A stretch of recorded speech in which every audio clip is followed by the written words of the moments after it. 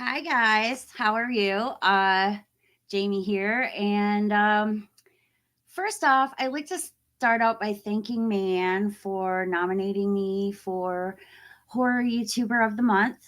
Um, it's very exciting. I wasn't expecting it at all. I hardly ever check people's Horror YouTuber of the Month posts, even though I do go and vote. A lot of times I don't really pay attention, to what's going on with horror YouTuber of the month. Mostly because, I know I don't really, I felt like I don't really qualify because, you know, I'm not posting a whole lot lately and I feel bad about that, but there's so many things going on in my personal life that I haven't really come on here and talked about. I've had a lot of hardships this year. I've had a lot of rough things happen to me. And I don't want to get like talking about them too deeply because, this is supposed to be a celebration show. So I don't want to get too deep into it. But I lost my mom and then I lost my stepdad right after. And that had a huge effect on me. Um, I haven't really felt very well all year. My disease is just, it's in control and I'm not. And that makes me very upset. And when I get this way, I tend to hide. And you can ask all my friends here at home too, because I ignore them as much. I ignore them just as much when things are going bad for me. But let me know if you guys can hear me okay because I didn't get a chance to really test all this stuff out. I know my lighting is a little messed up and the sound might be messed up. I'm not sure. I hope it's working properly. Hey Brad, how you doing? Hey Russell. Two Russells in here. We got Russell Dorsey and then Russell. Hi guys. Hi Michael's Adventures. And there's Holland Oates. How you doing? Shut the front door. It's Jamie. I know. I've been hiding out. I had a bit of a rough summer, but everybody has these good times and their bad times, and I'm just having a little bit of a string of bad luck. So that's why you aren't seeing me post a lot of stuff. Plus, I got a whole new computer, right? I got a new monitor, I got a new computer, I got, not a new camera, but I got a bunch of new stuff, a new, USB hub and all this stuff. And with that means I have to learn new editing software. And I don't know, I guess I didn't get very good advice on what software to get because I ended up getting Resolve, DaVinci Resolve, which is extremely intimidating and very hard to learn. And I've tried using tutorials and I'll get to it, I'll get to it and I'll learn it because I really want to learn it because I have very important plans for this channel. There are things I want to do with this channel that I haven't really told you guys about. Like I want to do sort of like reaction videos, but not really reaction videos. They're more like, they're going to be me, doing an in-depth review of a movie, but I want to be able to show footage of the movie on screen while I'm talking about it. And I haven't quite learned how to do that yet. So if anybody out there, wants to help me out and tutor me a little bit, I would definitely appreciate that. So how are you guys doing out there? I hope everything's been good for you guys. I hope you had a good Halloween. I hope you had a good summer.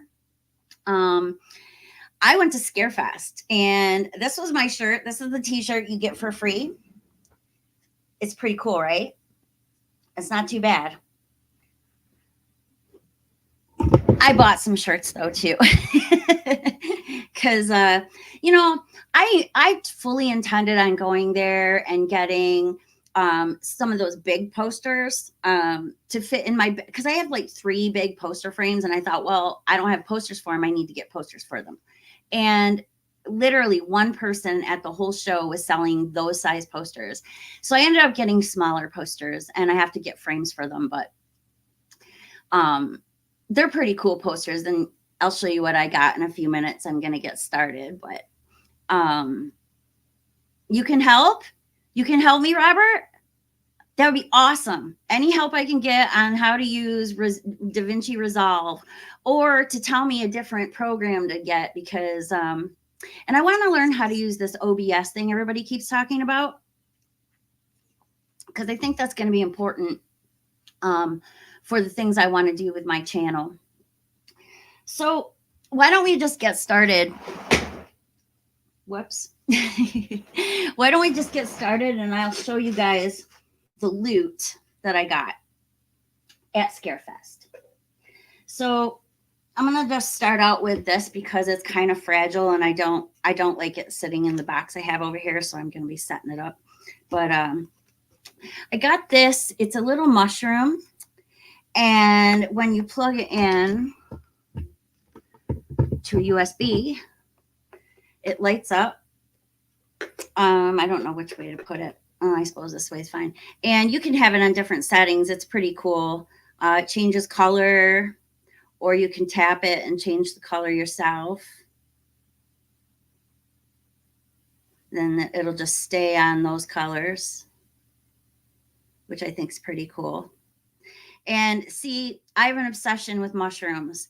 So I'm sure there's a lot of people out there who've seen this right now are laughing and giggling, because, you know, there are people out there who know I am obsessed with mushroom hunting. And this summer was terrible. I mean, we had a dry summer and there was hardly any mushrooms out there. I was so disappointed, because one of the funnest things I do in the summer is I go hiking and I look for these mushrooms and I photograph them. I love photographing them. I know it's not that I want to eat them. It's just that I think they're so pretty, you know, and I have an Alice in Wonderland obsession. So this kind of goes along with that. But yeah, so I picked this up and I think that's pretty cool. Let me just set this aside somewhere.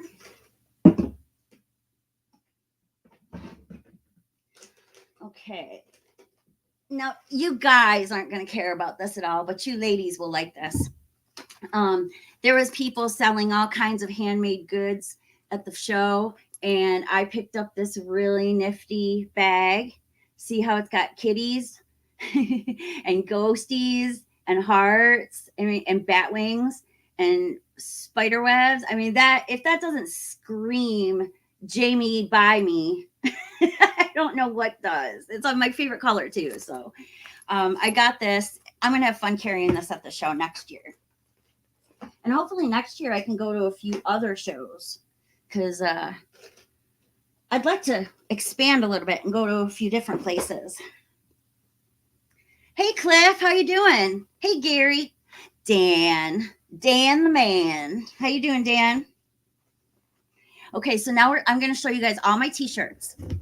Oh, this is the bag that they give you when you get the swag bag.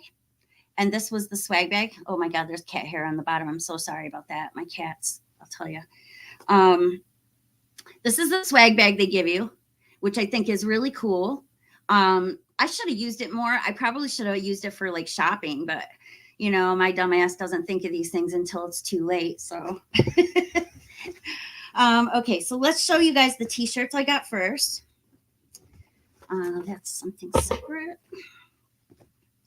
Okay. So this one, I love this one. This is probably my favorite one that I got. It's Jason, Bo, Mommy. See Mommy there? Mommy's coming up. No, there's the mom head and the shrine. And obviously it's part 3, Jason, because, you know, or maybe it's part 4. I don't know. But I like it. And I picked this one up at this little shop. They had a lot of really cool clothes, more than just t-shirts. I actually would have bought more, but man, were they expensive. So I got that t-shirt. This is, oh, excuse me, my nose is itching. Okay, so this one is a Scarefest t-shirt that I picked up. It's a little big for me, but I figured I could sleep in this and it looked comfy. So I picked that one up. Established in 2008. And I like the skull on the front because I have a big obsession with skulls. So I like that one. I also picked this one up, which I love. They live, we sleep. This actually might be my favorite one that I picked up. This one is going to get worn a lot, I bet. I am in love with the movie They Live. I will never forget going to the theater and seeing that with my friend Marge. She was mad at me because I took her to a political movie, which she got mad about, which I still to this day think is really, really funny. Okay, and I got this one. This one is, there's this guy that's like right in the middle of like the whole entire show, and his entire thing is t-shirts. Every kind of t-shirt you could imagine, this guy's got them. It's so cool. And he had this awesome Alice in Wonderland shirt. So I got it. It's the Mad Tea Party. Look at that. That is freaking awesome.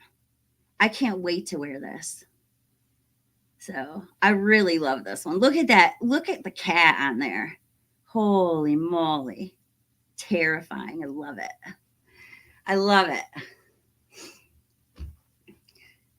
And then I got 2 shirts. These are the ones I got at the show.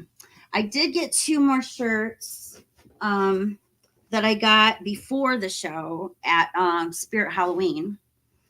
And some of you may have seen me in this one because I was wearing this one when I met David Arquette, which I put pictures up all over the internet of. But I love this shirt. I absolutely adore this shirt. And Spirit Halloween, guys, it's a good one to pick up. It's colorful. It's fun. Love it. Okay, and this is the last shirt I got. And I love this one so much because I'm a huge fan of this show. And I got that. And the dance, I'm a huge fan of the hand dance.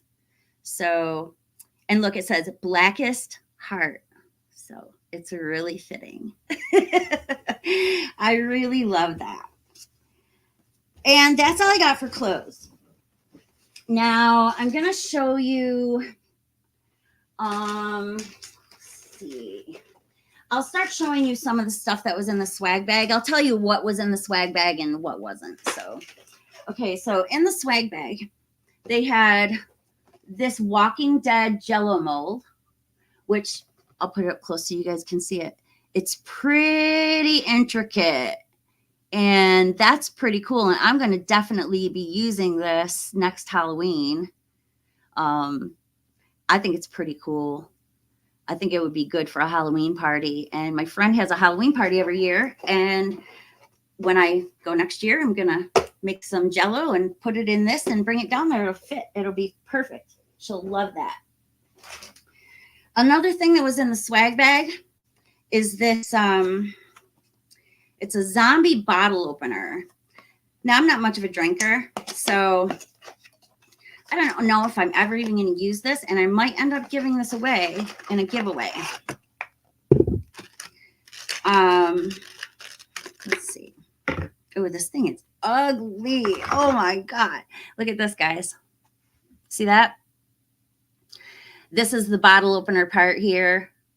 And I imagine you just go like, that with it, and it opens up your bottles. And I don't drink a lot of stuff that comes in bottles like that. So I don't know if I'm really going to have a use for this. I might just end up giving it away or setting it back there as like a little, a little freaky thing back there. But we'll have to see about that. I'm not sure yet. But that was in the swag bag, so that was free. Oh, I'm doing that so close to the microphone. I'm so sorry if I just hurt you guys' ears. What's happening in the chat? We'll check the chat for a minute. Okay. We'll go to Dan here. We'll start with Dan. Doing well. Just voted for you. Well, thank you very much, Dan. I appreciate that very much. Hey, John. How you doing? Hey, are you doing a show tonight? I was hoping, I was trying to pick a night where, I might not interfere with anybody else's shows. I don't really like to interfere with anybody else's showtime if they have like a regular showtime. And I thought you said you were going to go on tonight, but I was hoping it was like 10 o'clock so that I could do my little show here. Let's see, where was I? Hey, Philip, how are you? That's Friday the 13th original. Sure is. I really love that t-shirt. I can't wait to wear that one. I got to be careful where I wear this stuff, though, because a lot of the people around me would be like, what in the hell are you doing? They're used to seeing me in normal clothes. If they only knew that at home I'm all bummed out all the time. I'm all out of bubble gum. That's right.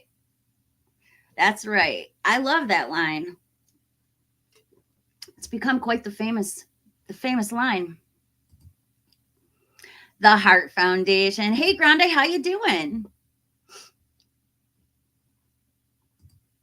Me too. I love that show so much. I can't wait for season 2. I'm super excited. That dance that she does, man, I love that dance. I want to learn that dance. Everybody loved that dance. The next morning, they had all kinds of people doing that dance on social media. Even Lady Gaga was like, I'm doing the hand dance.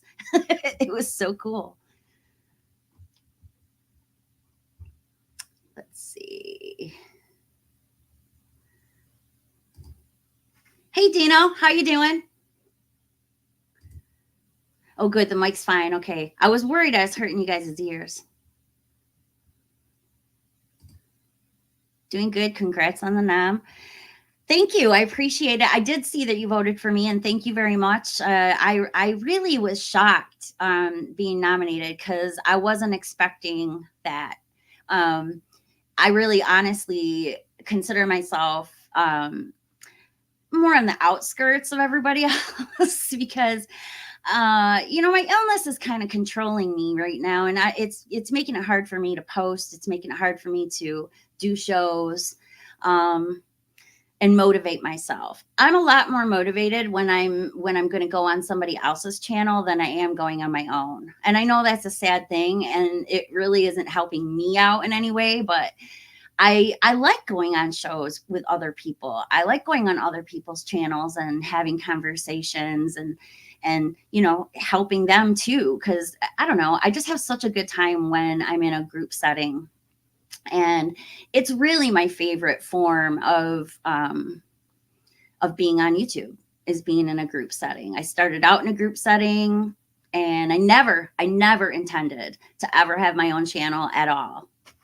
I started out in the Twin Peaks community, and I was just going to talk Twin Peaks with a few people, and I never really intended it to go much further than that. But it did, because I started talking with people in the horror community, and I love horror. I'm a huge horror fan. And I spent a long time watching The Sausage Factory quietly in the dark while, I didn't want to like ruin their sausage party. If they didn't want women to talk in there, I was perfectly fine, being quiet and not speaking up. But one night they were talking about Friday the 13th and I had to speak. I couldn't keep quiet anymore. So I was like, hey guys, I'm a woman. I'm a female. I hope you don't mind chicks in here, but I love this movie. I love you guys. I've been listening to you every chance I get. Because I used to sit right here and crochet. I was making that black and white blanket back there and listening to The Sausage Factory. And that kind of just ended up being a connection to the horror community. And then eventually I started working with those guys, and that's what got me here. And I thank them. I mean, really, honestly, Piz, Lauren, Dan, everybody else on the show. My brain just went blank. Everybody else on the show. Without you guys, I wouldn't even have the confidence to be sitting here right now talking to you guys. So thank you. I really, really appreciate everything you guys ever did for me, because it really meant a lot for me. Being here on YouTube has given me something to care about and given me something to strive for, which I was lacking for a long time. I mean, when you become a stay-at-home mom and you quit your job, you think it's all going to be, about being a mom. And it kind of is. But at the same time, I kind of lost touch with myself. I lost touch with who I was and what I wanted to do with my life. And by the time Alex got big, grown up, I didn't know what to do with myself. So this whole entire thing has helped me immensely. And I thank you guys for that. So I love you guys. Okay, so let's get back to the loot. All right, I can't reach down there right now, so I'm going to do this one first. So I got my picture taken with David Arquette. I know it's really hard to see because I have it in a protector. That's my husband, Scott, right there. Isn't he cute? David Arquette is so nice. He was so cool. And he made a comment because I went in his line and I used a line skip. And when I got up there, I said, I want to do another picture, not just this one, but another one. And Scott pulled out my camera and he goes, whoa, a real camera. I hardly ever see that, because I don't really use my phone to take pictures because I'm an amateur photographer. So I have a pretty decent camera that I take everywhere with me. And he was surprised to see that. And I thought that was kind of cute and adorable. Also, I got Amy Steele to sign something for me. And she wrote, Jamie, there's someone in this fucking room, which I absolutely love. I love that. I didn't know what to tell her to write. And I'm like, I don't really know. And she's like, how about there's someone in this fucking room? And I said, yes, please write that. I love that. So I got this signed picture of Amy Steele. I'm going to get a frame for it, put it up on the wall back there. This was one of the most exciting moments of my life, because she is literally, my favorite final girl. And I told her the story. I told her the story about how she influenced me growing up and how it was her character that made me want to go into psychology and be a psychologist, because I could feel her empathy for Jason. And that just made me want to be an empathetic person. So I thank her for that. I really do. And then I met Danielle Harris, and she signed this for me. Happy Halloween. She was super nice, and we talked about our kids, really. And that was kind of cool, because I wasn't expecting to talk about, normal things with these people, but she told me about her boys and I told her about mine, and she's really cool, and I can't wait to see her again. I hope I get to talk to her again someday. I told her we have the same birthday, and she was like, oh my God. So one of these days I want to make her a little gift and bring it to her. So one of these days I will. Okay. Let me get this over here where I can reach things a little better. Okay. So I had David Arquette sign my Scream Steel book. He signed it on the back up there, and he wrote his name, and then he wrote Dewey. And he wasn't sure where to sign it. And I was like, just put it up there, But this is definitely worth more to me now than anything. I am so happy that I have something signed by David Arquette. He is so funny. I just love that guy. And I love Ready to Rumble. If you guys have never seen Ready to Rumble, I love that movie. It's so funny. It's one of the best wrestling movies ever made, I think. Now, this is my Friday the 13th DVD with the uncut, it's the uncut version. The deluxe edition has the lenticular, I don't know if it's working there, the lenticular cover. And yeah, it's beat up. It's beat up a little bit. It's been in my collection since it came out. So it's pretty beat up, but it's my favorite one of my, I have this in several forms. This is my favorite one. So I had Adrienne King sign it on the inside to Jamie, and then she wrote, "Then he's still there." And then she wrote Alice at the bottom. And she was so nice. I really, really liked her. She was the first person I saw at the show. And she complimented me on my flannel. I was wearing a flannel that said "Stay Spooky" on the back. And she gave me a hug. She asked me for a hug. I didn't expect that. She asked me for a hug, and I was like, "Oh my God, this is the best thing ever." Because I'm a huge hugger, and I got to hug Adrienne King. And then I forgot my pen there, and she yelled out my name and said, "Jamie, come get your pen." And I was like, "Oh my God, she remembered my name." So it was really cool to meet her. I'm hoping to get to meet her again. I really thought this whole Final Girls thing that they did at the show was awesome. I really enjoyed that. Okay. Let's see. So I like Funkos, and I don't have a lot of them, but I have a few. If you can see back there, there's the Twin Peaks ones that are up here on this shelf, and then all the ones that are on my dresser there. All the ones that are on my dresser there. There's Seinfeld, and then there's the chick from Parks and Rec. Nope, Leslie Nope. And then there's two Funko things that are Office related. The Office, Pam, because everyone was saying that I look like Pam. So my husband picked those out for me and brought it home, which I love. Let's see. Let's go back in here for just a minute. Who has entered?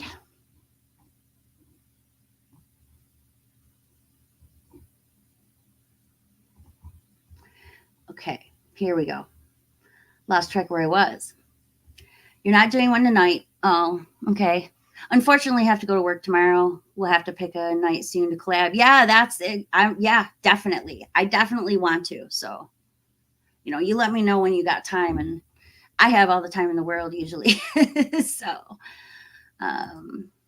Wednesday's dance episode was awesome. It really was. It really, really was. Hi, Dave. How are you? Welcome. Hey, Jamie, in chat question, do you think Tara is Stu's daughter? And hit the like button. Otherwise, what are you doing, not to quote Craven?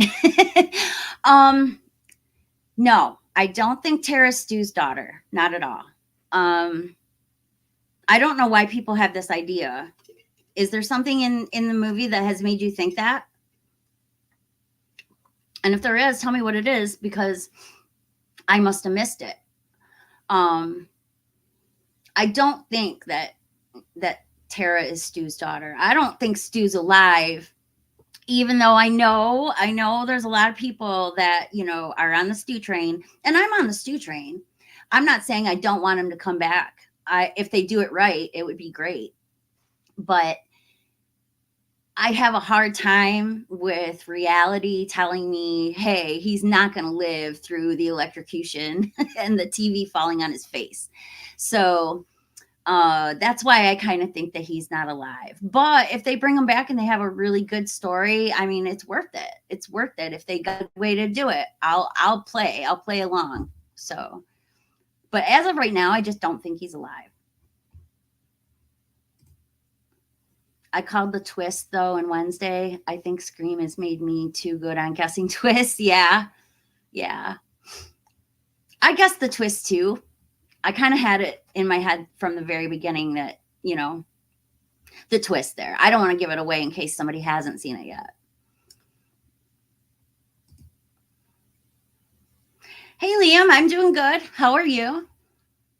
Tonight is my appreciation show. It's a celebration of being nominated for Horror YouTuber of the Month.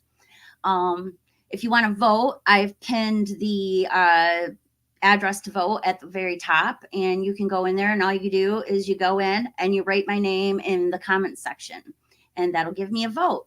Also, make sure to go check out the other channels, because the other channels that I'm up against are really great. I mean, they're really great, and they put a lot of hard work into their stuff. So I really want you guys to go over there and give them some love too, and maybe go sub to their channels, because they have good content. They really do. I think MayAnn chose really well.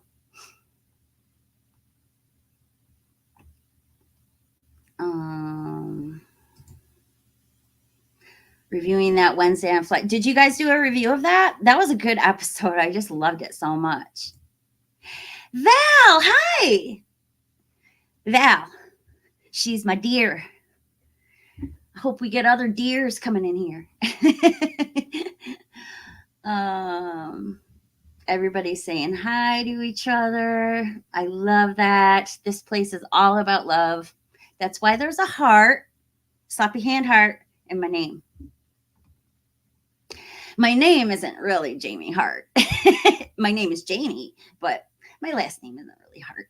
That's just my way of showing that I love everybody and that I'm about love and spreading love. So, Bones, how are you doing, bud? Oh my gosh, there's so many people in here. I'm having a hard time keeping up here.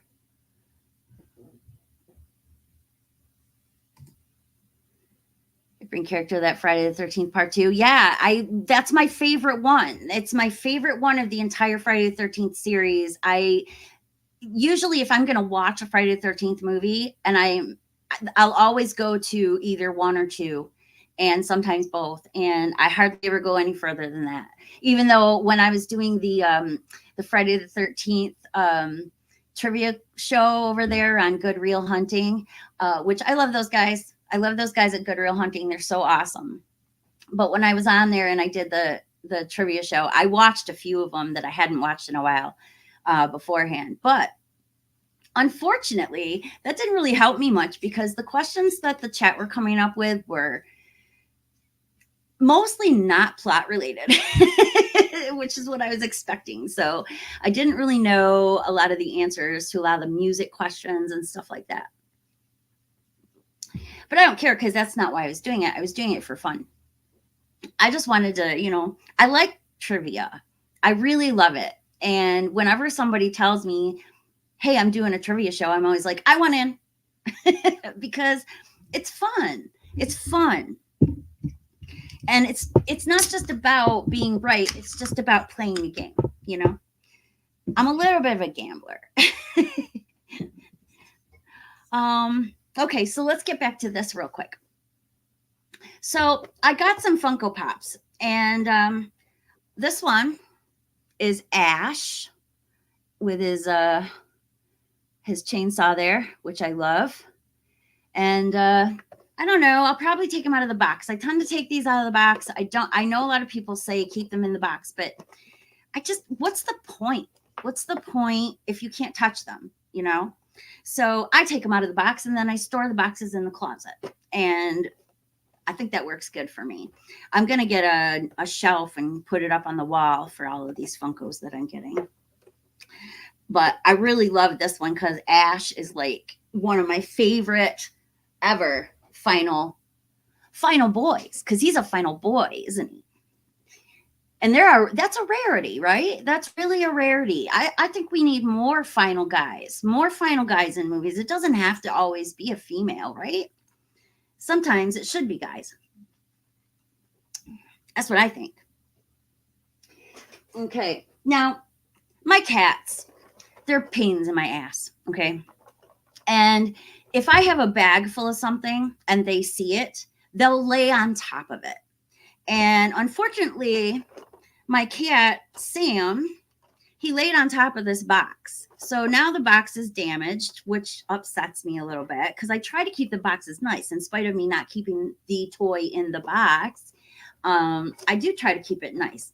But he kind of wrecked it a little bit by laying on top of it because he's a little PETA. But this is Alice in Wonderland doing her curtsy. And I absolutely love this. I'm so happy to have it. I will buy just about anything Alice in Wonderland related.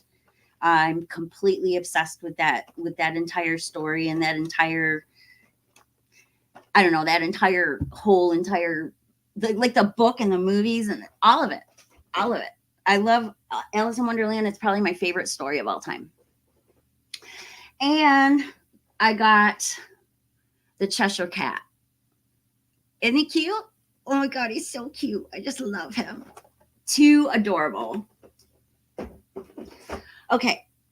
Now there's a few things left in this bag that were part of my swag bag. Hold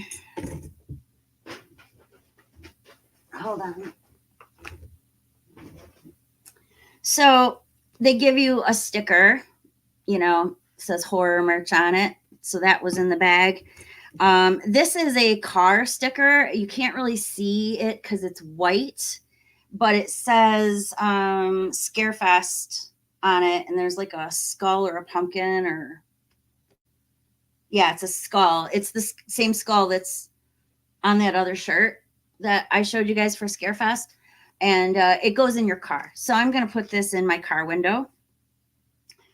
Then they give you a koozie. And there was a drink in here. It was some kind of, it was called Ale 8 or something. And my husband drank it. I didn't drink it because I'm really picky. So there was a drink in this koozie and it got drank. Another one of those stickers. This is what the badge looked like. VIP right there. You see that? That's cool, right? And they gave you, if you were a VIP, you got this awesome lanyard. The lanyards you get for like just for the regular pass, they are really weird. And I actually lost my badge last year because of their lanyards being kind of cheap. So I was happy to have this. I'm really glad to have this lanyard because I'll use this lanyard every year now. I will go VIP again. I have to say there was benefits to that.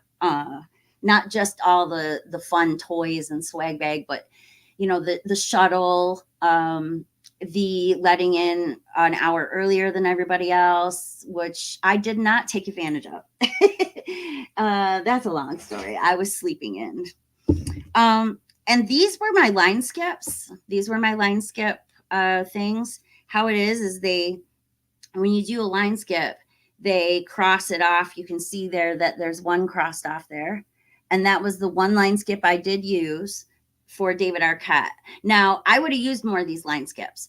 If I would have been, I probably would have, if I was going in other people's lines, I would have used this for Dylan McDermott, but he looked really mean and scary. I'm serious, guys. He looked mean and scary and unapproachable. And I don't know if he was just in a bad mood or what the deal was, but I didn't want to go up there when I saw he was scowling. So otherwise, I was going to use this on Richard Dreyfuss, and there's 6 of them. But when you're at the show and there's so much stuff going on around you, it's really hard to stick to plan. So I ended up not sticking to plan totally. So I used one line skip, but it was worth it. It was worth it. And the people behind me were like, what? Can I buy one from you? I was like, no. They're not for sale. Okay, so that's that stuff. Now there's one more group of things that I got to show you because they gave us posters. Now I bought posters too, but they gave us posters. At the show with the swag bag. All right. Well, first I'll just show you. I got this one on my own. This is mine. Twin Peaks. I found this. This was the only Twin Peaks thing I found the entire time we were there. And I got it. So that'll be in a frame behind me here eventually.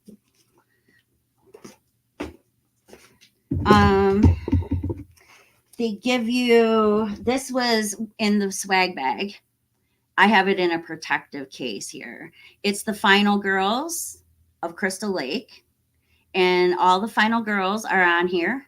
You can see Ginny up there with her pitchfork, and Alice at the front, and I can't think of all their names. Chris is there in her blue sweater, and I can't think of her name. Part 5, they're all here, and I like this a lot. I really do. I think this is really cool, and it's a special edition, so it only went to people. I don't think you could buy this. I think it was only given to people with the swag bag. So then they had a couple of other posters. This is the obvious one because it's got the same picture that's on the front here of my t-shirt. I love that the guy from Tucker and Dale versus Evil is on here with that chainsaw right in the middle. He totally stands out because he does. Everybody else has like freaky face and he's normal. But I like this. I like it a lot. Let me see. Did I put 2 in here? Yeah. Okay. So I'm just gonna keep these in the bag. But this was a t-shirt they were selling, and I should have got this shirt. I actually really wish that I would have got this shirt. But when I went to pick it up, they only had smalls left, and I wear a medium, so I wasn't gonna get it. I couldn't get it, which stinks because I really, really like it. But you see how it says Kentucky, and then it says horse capital of the world, but they scratched it out and they put horror capital of the world. I love that. That is so cool, right? So that's one of the posters. And then there was this poster too. Scarefest weekend, and it's got tarot cards with all the faces of all the bad guys on it. And it's pretty cool. And 15th anniversary right there. Tells you the date and everything. So that's pretty cool that they give you all those posters for free. And that's it, guys. I didn't pick up any movies, which I was disappointed that I couldn't. There was people there selling movies, but there was no, like, they were few and far between. And the guy with all the bootlegs that was there last year, he wasn't there this year. So I didn't get to pick out any bootlegs. And I was sad about that because I really wanted to. Okay. Thanks, Mr. Dan. Thank you. Let's see. I'm doing okay. Thank you. And I have a birthday coming up. Well, happy birthday. That's awesome. You should have a party. We can all come.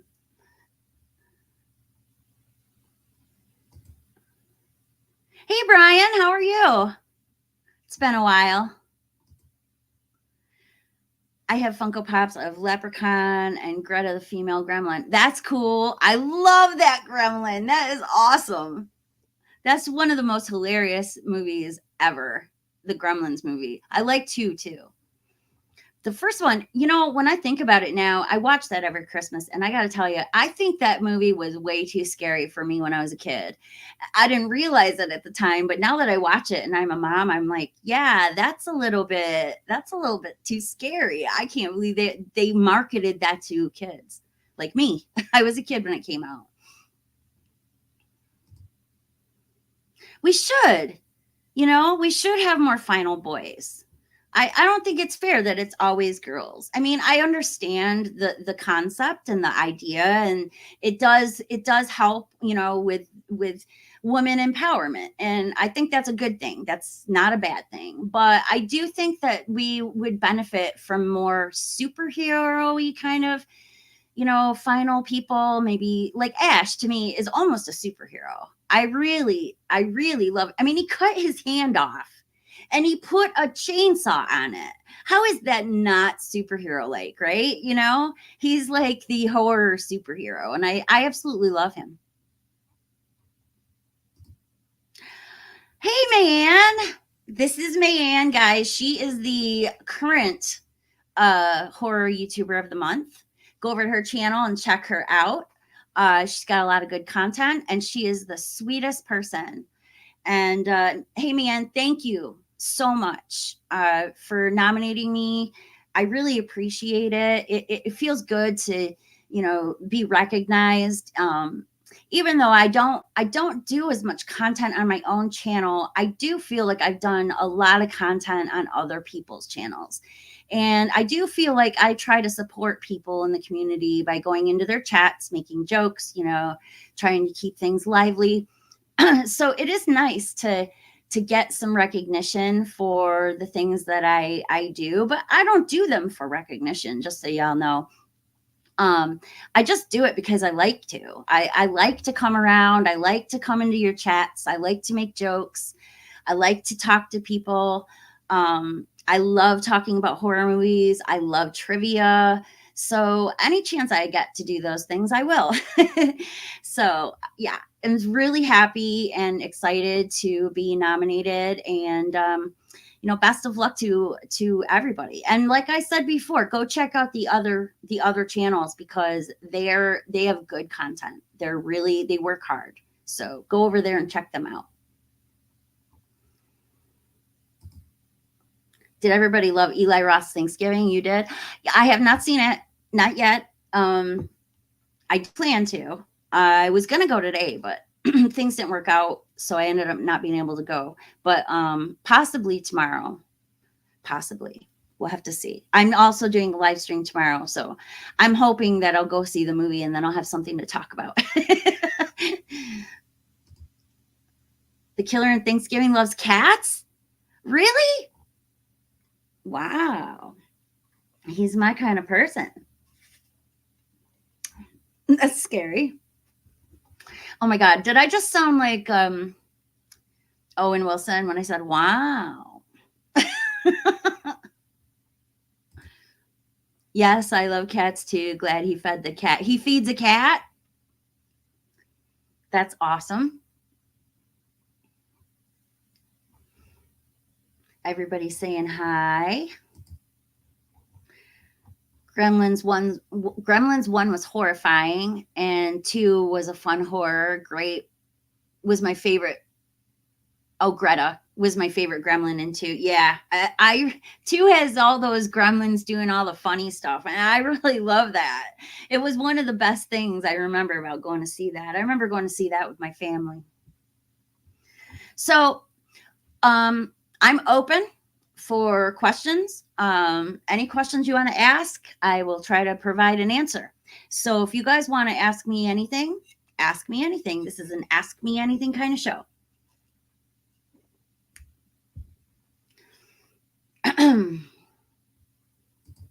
Yeah, you meant Greta. I got it. New subscriber, MayAnn. Yes, everybody go over there and sub to MayAnn. She's awesome. What new movies have I been watching? Well, I haven't been watching any new movies, and there's a reason for that.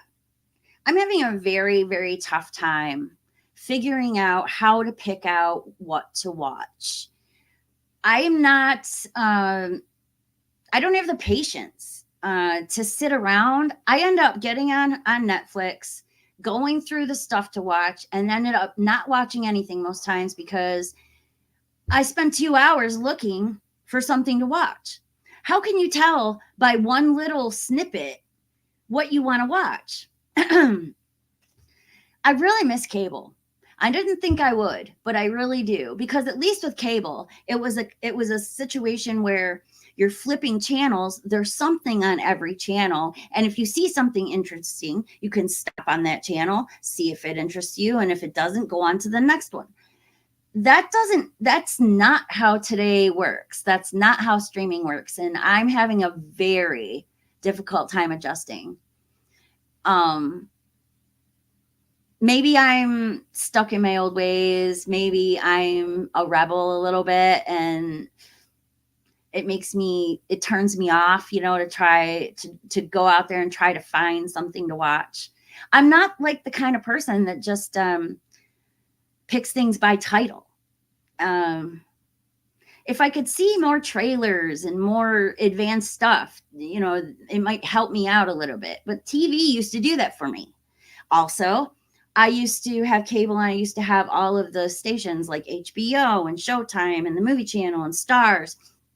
And that made it very easy for me to see movies all the time, like all day long. I would watch movie after movie after movie after movie, to the point where that's how come I know everything. That's how come I have so much trivia in my head, because I've seen these movies over and over and over and over and over again.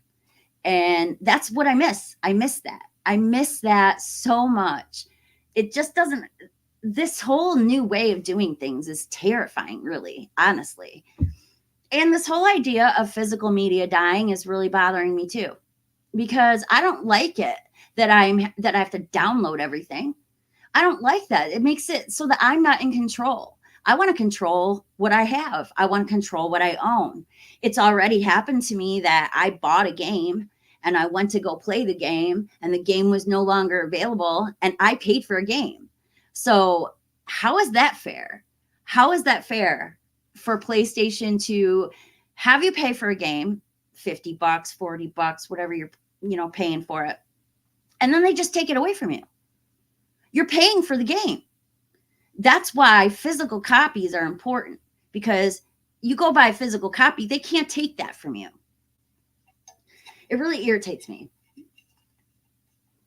I don't know how to fix it.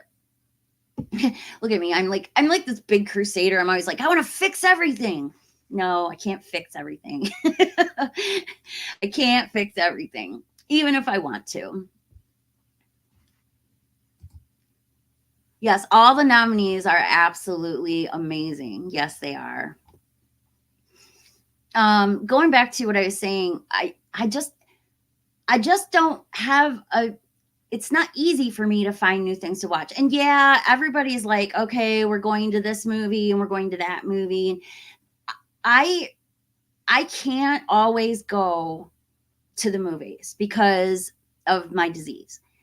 Being in a social situation for me is a little bit scary, because if I do catch something, sometimes it'll make me so sick that I end up in the hospital with dehydration.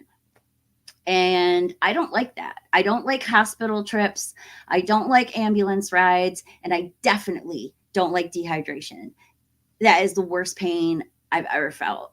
Well, aside from birth, giving birth. But dehydration makes your stomach hurt so bad. I can't even describe it to you guys. I remember the first time it happened to me, I was just rolling around in my bed. My husband was trying to ask me if I wanted to go to the hospital, and I could not respond to him. I heard him, but I couldn't respond. So that's how scary it is when you dehydrate. Don't let yourself ever get dehydrated. If you have the flu and you're throwing up or whatever, you need to drink stuff. I don't care how bad it gets. You need to drink stuff, no matter how nauseated you are, because I found out the hard way. And I'm just prone to it.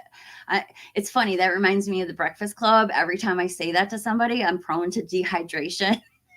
I think about the Breakfast Club when he says that. I think that's really, really funny. But as far as finding new things to watch, I mean, I want to, and I will. I will watch Exorcist Believer eventually. I will watch, Thanksgiving. I will watch, what else came out? Saw 10. I will watch these things. It's just that I got to get to a point where I can. And right now, I haven't wanted to go to the theater, mostly because I knew I was going to the show. And I thought, well, why put myself at double the risk if I'm going to go to this show and be around so many people? I mean, it's so easy for me to catch something. And I just decided I was going to narrow myself down. So I didn't go to the theater to see these things, but I will. I will, not to the theater now, but I will rent them and I will watch them. I might even buy them. And because I'm starting to amass quite the collection now.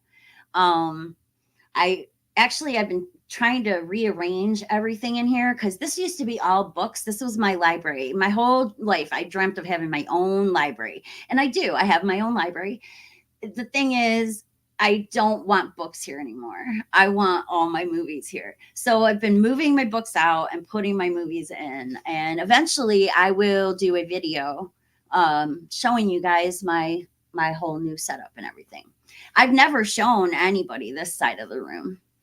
It's always been that side of the room. So nobody even knows what this side of the room looks like. Let's get back to this here. Where was I?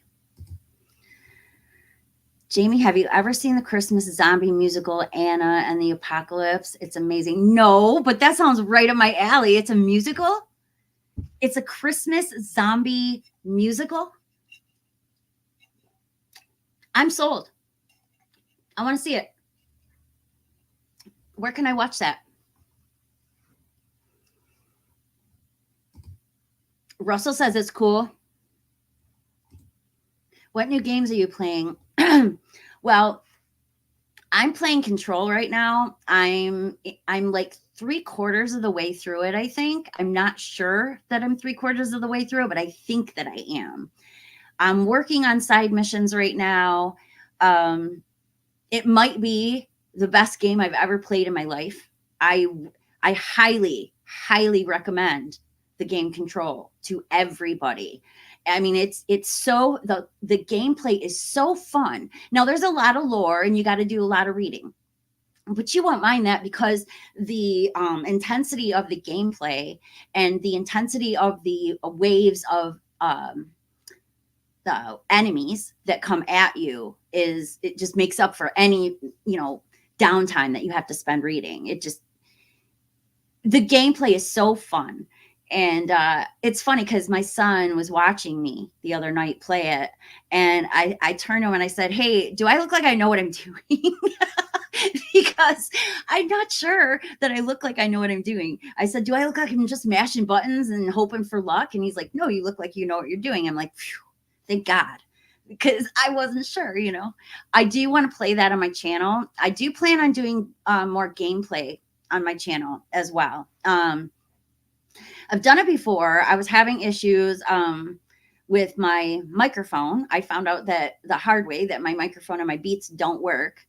And I got a new headset I'm going to use for streaming games. I do want to play Control. I'm trying to get through it the first time so that I know what I'm doing. Because I'll tell you what, I'm not like a person who wants to go on and be like blind play on something, because I will make a fool of myself dying 1,000 times. And I really don't want to do that. I don't want to waste watch hours on dying 1,000 times. So my plan is, once I get through a game and I understand the game, then I will play it on my channel as like an entertainment thing.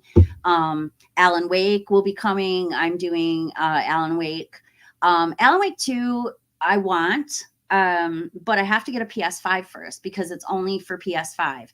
And I still only have PS4 right now.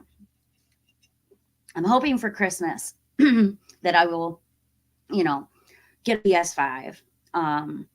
Because Alan Wake is one of the most important games to me that's ever been made. It's literally based on Twin Peaks and David Lynch stuff. So, by the way, guys, Remedy has their shit together, okay? Seriously, they are taking their games, they're making a universe. This is one universe. Alan Wake, Control, Quantum Break, all connected. It is amazing. I'm so excited to see how all these storylines are going to merge together. And my theory, I haven't played Alan Wake 2 yet, and I don't know exactly what's happening in it. And I'm trying to avoid, gameplay of it. But I have a theory that Jesse from Control is going to save Alan Wake from the dark place. Now, I can't guarantee that because it's very possible that Alan Wake is actually writing Jesse as a character and she's not even real. So we'll have to see what happens with that. But it's super exciting. Alan Wake is a fantastic game. And I imagine, and from what I've heard about the sequel, it's really good.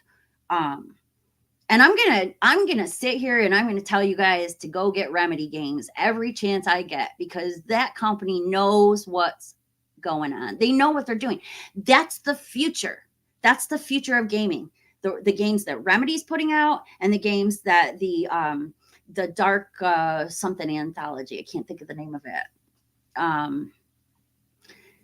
The ones with like Man of Medan and Little Hope, Until Dawn, The Quarry. I started playing The Quarry too. I'm not very far into that because that is one terrifying game, and it's about werewolves, and I am terrified every time one of those werewolves comes out and tries to attack one of my characters. I freak out. And you're supposed to try to keep them alive, and I'm not very good at that.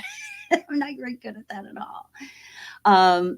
Until Dawn, I platinumed years ago, and I've played that game so many times. I will do an Until Dawn playthrough this winter, because it's a winter game, and with all the snow and everything, and it's a fun game, and I think we'll all enjoy playing it. And I'll have you guys be participating entity. I'm not speaking very clearly. I'll have you guys participating in it and telling me which thing to choose, as long as it's not a time thing. If it's timed, I got to choose myself. But if it's a choice where I can wait and then talk to the chat, and then you guys can tell me which thing to choose, then I'll do that. And that'll be fun. That we'll see how well the chat knows the game, and if they can get through it without killing anybody. And I platinumed that game. I let everybody die, and I also saved everybody. So I know exactly how to play that game. It's pretty fun. But really, that's it right now for stuff that I'm doing game wise. I'm also really into Psychonauts. I've played Psychonauts 1 and played Psychonauts 2 a ton of times, and Psychonauts 2 is definitely the better game. Psychonauts 1, I mean, it was 2005 when it came out, so it's really clunky. And sometimes the controls don't work very well. But Psychonauts 2 is choice, and you get to play a character that's voiced by Jack Black, and that's outstanding.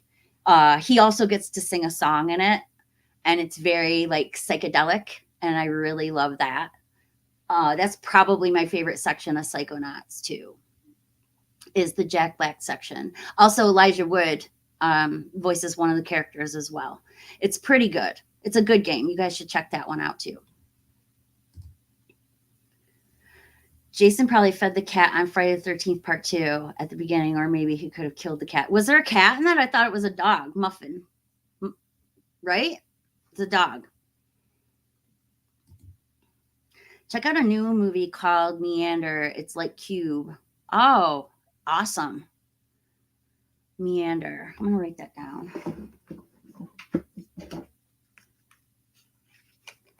I trust Brad because it seems to me like Brad and I have very similar tastes in movies. So when he says to watch something, I'm going to trust it. Okay. Meander.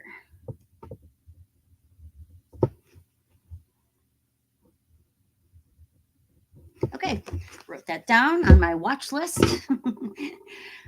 And I will check into that. Yeah, I don't know if there is a cat. It's a little bit hot in here tonight. My lighting's a little bit off too, guys. I'm sure you can tell. I'm trying to adjust everything so that the lighting looks like it used to, but it's really difficult to get it back to where it was. Before I got the new monitor. It's much bigger than my old monitor, and there's a light. I have my computer has fancy lights now, which I love. It's kind of neat because it's like I have it set on a rainbow thing right now, but all my fans have lights and stuff. It's pretty cool. My son's idea. I normally get recommendations from YouTube people. Cameron recommended Kurosawa Dreams, and I was like, oh shit, I need to fucking see that. Yeah. Kurosawa is awesome. And so many people that we like, movie-wise have been inspired by him. So yeah. And Cameron knows his stuff. So if he says to check it out, you should check that out. So I did with my mom and she loved it. Awesome. That's awesome. Same here, Jamie. I would rather have a physical stuff. I have downloaded some games, but not too much. I don't want to one day not be able to play a game I got. Exactly. It's not fair, right? I'm very concerned about the future of society, because I don't know if these kids today understand what it means to give up their freedom, and how exactly what kinds of things is giving up their freedom. I don't think that just having everything downloaded means that it's yours, because if they could take the movie off and it takes it away, how is that really yours? Like these, the codes, right? I was expecting it to be in my computer, not on their website, right? So how is that fair? I own the movie. I want the download. I want it on my computer. I don't want it to be on some website that actually controls. I have to have an account there, and I have to have it all in one account. It makes no logical sense, and it feels too controlling. I don't like it. I will download those movies and I will watch them, but it's just that it makes me upset, because what if I want to use some of the footage off of there to try to, make a video, an in-depth video about the movie or something. I don't know. I just don't think it's fair. I never redeem a fucking digital code, just in principle. I get it. I've never I've done it twice now. I did with Scream because I was testing it. I wanted to see if it was actually able to be controlled by me, and it isn't. So I may not do that anymore. I may have to figure out something else. I'm just basically trying to figure out a way for me to do what I want to do on here, which is I want to be able to use footage from movies and talk over it and, say, this is what I think about this section, and this is what I think about this section. And I want to be able to dissect these movies and dissect the messages in these movies, because I think that's important. I think that's why they're made. People make movies so that you can like them and dissect them and get their messages. That's what it's about. There's no reason to write a book or make a movie or a TV show unless you have a message. Everybody has a message. Even if you say it's only for entertainment, that's just not true. Everybody writes with an intent. And I don't know. I just want to break that down. I want to break that down for people and do deep dives into these messages. I think it's important. Jamie, that's a suck because you were the queen of going to the theater. I was at one point. I just can't. I can't do it right now. When I get back to everything being in the green, when all of my blood work is good, when I feel like myself again. Because honestly, guys, I don't know how to describe to you what the disease does to me. It makes it so that I don't feel like my body is my own. I feel like I'm in somebody else's body and very uncomfortable with it. I'm not comfortable in my own skin. It's because it takes control of my body, and I can't control my weight. I can't control, anything really. And it's very frustrating for me. I can't control my energy level. Some days I am so extremely tired, and I hate that. I hate it. But it's because this disease makes my immune system go bonkers. And when my immune system goes bonkers, it starts attacking normal cells in my body. And my immune system is attacking me. It's attacking my thyroid. It has ruined my singing voice. I probably will never sing again. That's something that it's been very difficult for me, because singing is like in my soul. It's part of me. It's part of my personality. I was doing it before I could even speak. And for me not to be able to sing anymore because it hurts and I can't hit the notes and I can't open up my throat, I can't use my head voice, I can only use my chest voice and only a certain amount of it. Nodes, I have nodes on my vocal cords and on my thyroid, and it's pushing everything in. And that's why I'm always hoarse. And that's why I'm always clearing my throat, which is so annoying. And I wouldn't blame people for being annoyed by me. But that's just how I have to, that's what I'm dealing with. And it's been difficult and depressing.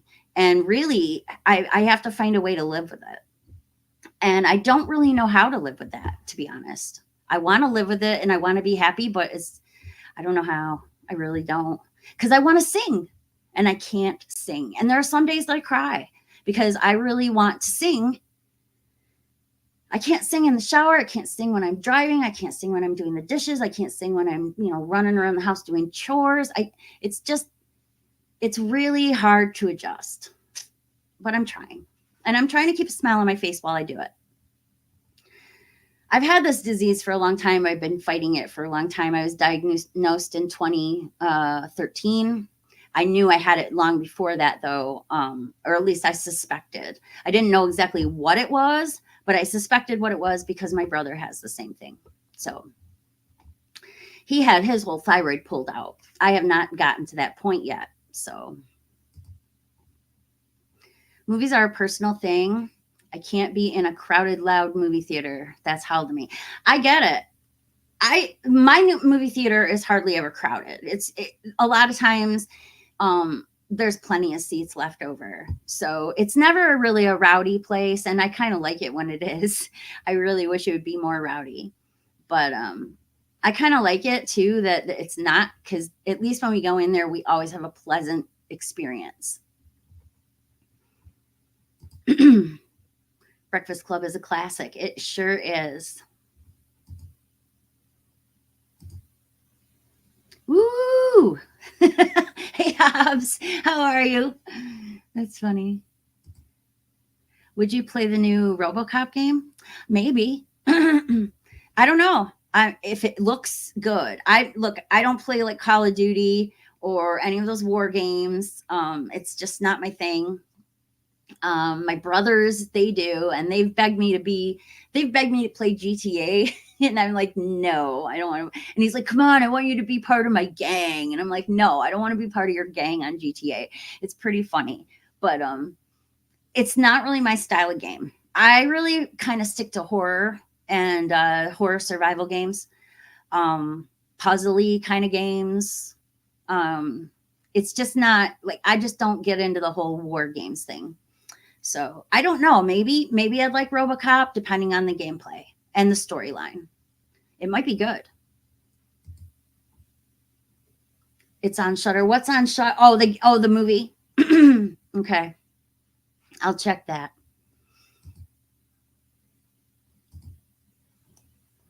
I have control. It's part of Alan Wake. Yes, it is. It's all connected and it's amazing. It is amazing. That is an amazing game, guys. It's worth the money. It's worth it. Go get it. Go get it. It's so fun. The gameplay is incredible. I just want to go play it now. That's what I'm going to do after this. I'm going to go play Control. You love it and you're not a musical fan? That's awesome. I'm a huge fan of musicals, so that's right up my alley. It is. You can easily get lost in The Oldest House. But I've been watching, there's this channel I like a lot called The Gaming University. This guy is so cool. And I'm going to be doing a collab with him soon. He wants to collab on Twin Peaks. He's never seen the show. And I told him that it is absolutely unacceptable that he has not seen Twin Peaks and he's playing Alan Wake, because that entire game is Twin Peaks. It basically is. Night Springs is Twin Peaks. So I've told him he's got to watch it. And he's like, he wrote to me the other day and he said, yeah, I really want to do a watch along. So let's plan it. I think we're going to plan it for probably next year or sooner. I don't know, but go to that channel, The Gaming University. It is such a good channel. And he has let's plays and deep dives of really good games, a ton of them. And he has a separate channel too for gameplay, another separate one for different gameplay. So check into that guy. He's cool. Everyone's saying hi. Yes, I'm playing the core as well. I'm partway through it. I'm not very far. I've gotten my first person bit. So that was very disturbing and a very disturbing scene. And I got so scared that I didn't want to pick it back up again. It's a very scary game. It's one of the more scarier ones that I've played. I really like it. Alan Wake, more like a Wi-Fi asleep. What do you mean? I don't get it. Alan Wake. Oh, Awake. I get it. His wife's name is Alice too, so it's 2 Awakes. I find that very interesting. And Alice also is an interesting name to give the character because she falls into the dark place, like Alice in Wonderland falls into Wonderland, which I think is pretty interesting. Dark Pictures, that's it. Yeah, I really like those games. Every one of them that I've gotten has been fun. And even though Man of Medan, when it first came out, was super hard, I think they've patched that now. I mean, those QuickTime events were impossible. The first day it came out, I was like, I can't play this. Plus, I got super scared. There's one ghost in that game, Man of Medan, that just terrifies me. And I jumped out of my skin. And I was like, I can't play this for a while. I did eventually play it again and finish it, but it took me about a year. Hey, Austin, how are you? It is. It is one of my favoriteest games of all time. I absolutely love the character. It's the same guy who voices Invader Zim, if you know what I'm talking about. It's absolutely one of the best games ever made. And it's for kids, kind of, but there's a lot of adult humor in it. And something about the first game that always interests me is the fact that they do, it's an homage partly to Nightmare on Elm Street. There's a character in it who has a claw for a hand, and the way they play it up makes it seem like Nightmare on Elm Street. They're all having dreams about the same thing. It's very cool, and I like that little homage. It's very subtle, but it's there. Hey, Pap, how are you? It's good to see you. Everybody's saying hi. No, I have not. Is that what game? I don't even know that game. Is it like a medieval kind of game? Mike's son tried to get me to play Skyrim. I tried. There's some games I can get into and some I can't. And if they're too like intense looking, and they have big monsters that you have to fight, a lot of times I'm not really into it.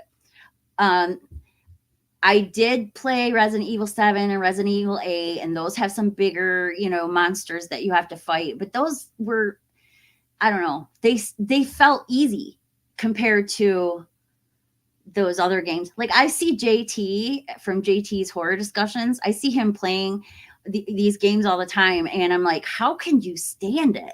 Because if I died that many times in a row, I would just give up. I would just throw the controller and get mad and just chuck it and be like, I'm done. And plus they make it so difficult. I just don't like it. I don't like the way they're making games these days. I want more realistic stuff, and these games where you're fighting these big, huge monsters just don't. It's not fun. I don't think it's fun. I like to be scared, but I don't like to be like panicked. And they make me panicked. Alice has a cat in Friday the 13th part 2 at the beginning. That's right. She does. I had a chat with Adrienne King about that, about my theory. I told her, I said, I'm sorry, but in my opinion, Alice isn't dead. And everything that we saw at the beginning of part 2 is a dream sequence, because there is no way that Jason Voorhees is going to be able to find her address and travel to where she is, which I'm sure was far, far from Camp Crystal Lake, and to get her. And she just smiled and said, yeah, you're not the only person who said that to me, and you might want to check out Womp Stomp Films. And I told her, I said, oh, I have, but I didn't know that she made something with them, and I'm going to go check that out eventually. But I've seen the other ones that they've made. So, but apparently she's in one, and I have not seen that one yet. And I told her I don't want Alice to be dead anyway. I don't want Alice to be dead. I want Alice to be alive. It just irks me when I think about that whole entire sequence, and I'm like, there's no freaking way. He can't drive. There's no way. He's a walking unalive person. So there's no way. There's no way. There's no way. I just no way. Nope. Jason probably made a corned beef sandwich out of a muffin. Ew. Isn't Muffin alive at the end? They find that other dog, but I don't think that other dog was Muffin. These kids don't understand the concept of corporate censorship and control. I'm saying, like, right before I got on here, I was watching videos, and I like to watch, well, I like to watch a lot of different stuff, but this particular video was somebody was harassing other people they're like the IRL streamers, they call them, in real life streamers. And these people will go around with their camera on and walk the streets and bother people. Don't bother people. Well, don't bother people. Don't go up to people who don't want to be bothered and insist that they entertain your audience. And then, okay, so this story is big. Okay, so he's bothering these 4 ladies, and this other guy comes out and he starts going, oh, white knight syndrome. And this guy's like, get out of here. These women don't want to be bothered by you. Why are you doing this? And he was harassing those ladies. It was terrible. And his chat kept going, mace, mace, mace, mace, mace, mace.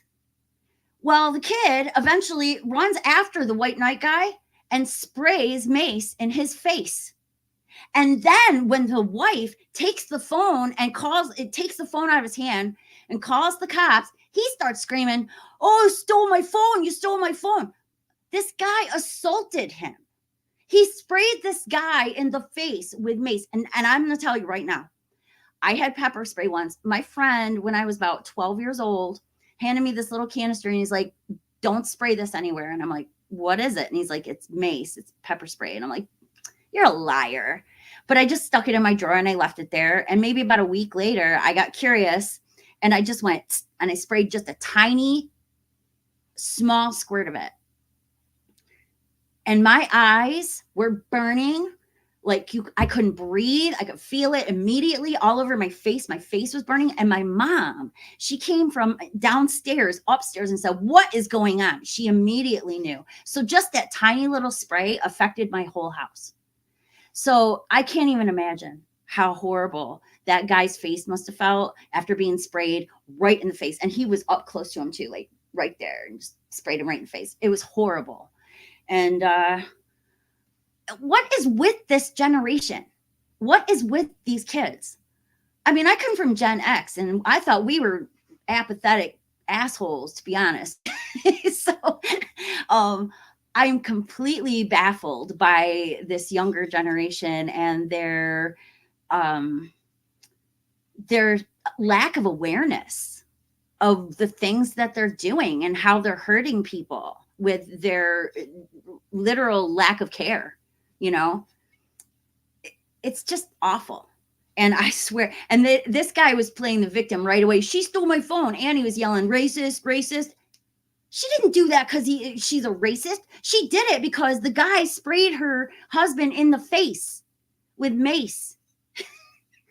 I am just, and luckily it was all recorded, so the cops saw. So the guy got in trouble. But still, what's with these kids? Wake up, kids. You're doing stupid stuff and it's going on the internet and it's there forever. So, you know, and you think your bosses and future bosses, future people aren't going to be looking at your stuff. You're a naive person then, you know, because they are. Every place you go to, you apply to is going to look at your social media. That's how it is now. So wake up and smell the roses.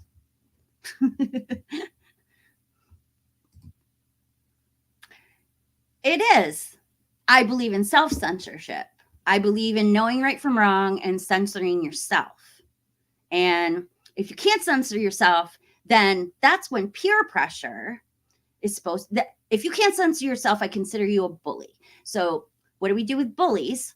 We humiliate bullies. That's what we do. That's how you fix a bully. You humiliate them. So, yeah, censorship. Every book, every movie is a love story. Aww.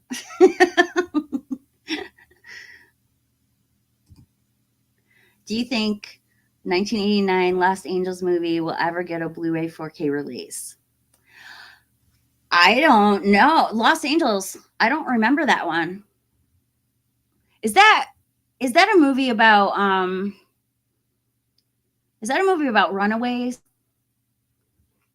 Because it sounds familiar. Look, okay, that's another thing. A lot of people in the community are really into like the newest, the latest, what's coming out, 4K, 4K, 4K. I'm not even set up for 4K yet, even though I have a few 4Ks in my collection. I don't have a 4K player, a 4K TV, and I'm not really pushing myself to get them because my focus is not really going, I don't want to have to keep up with the Joneses, so to speak. It makes me feel horrible. I don't want to feel like that. I want to feel like I'm doing what I want to do. And I want people to just like me for that. I don't want people to think that I have to know. I don't want people to push me and be like, yeah, you have to know all the latest stuff coming out. You have to have the 4K. You have to be up on the latest. No, why do I have to be up on the latest? I just want to be me. And me is very retro. So I'm going to be talking a lot probably about older movies more than I will be talking about newer movies. Now, if a new horror movie comes out and I see it and I like it, I'll talk about it. But I'm not going to push myself to be like, hey, you have to keep up because I can't. I don't have the capacity. I don't have the stamina to keep up with the Joneses. And I'm going to just leave that to the people that are good at it. I wouldn't be good at that, to be honest. I really wouldn't.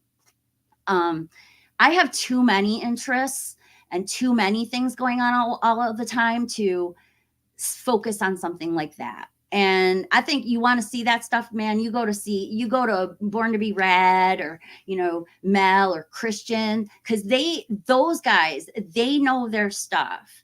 Those are the people who you should go to if you want to know the newest, latest stuff that's coming out, because they know their stuff. And I trust them. So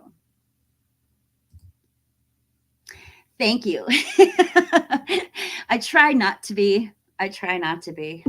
Oh, Marilyn Monroe is your picture. I love her. We have a birthday. We share a birthday. Her birthday was my birthday, which I think is pretty cool. The disease will be gone in the name of the Almighty. Yeah, I wish, but it doesn't go away, man. It doesn't go. This is incurable. It's manageable, but it's incurable, and it could kill me one day. I hope not, but it could. And I just have to deal with that. I've had to learn it's been a long time now, 10 years that I've been diagnosed. So I've learned how to manage that and deal with that fact that it's never going to go away. So Movie theaters have some nice surround sound these days. Yes, they do. I wish my theater had better seats. I mean, they got pretty modern seats. They're pretty comfortable, but I really wish that they had those really nice plush chairs, you know? I really like those. And the one theater that used to have those, they closed it.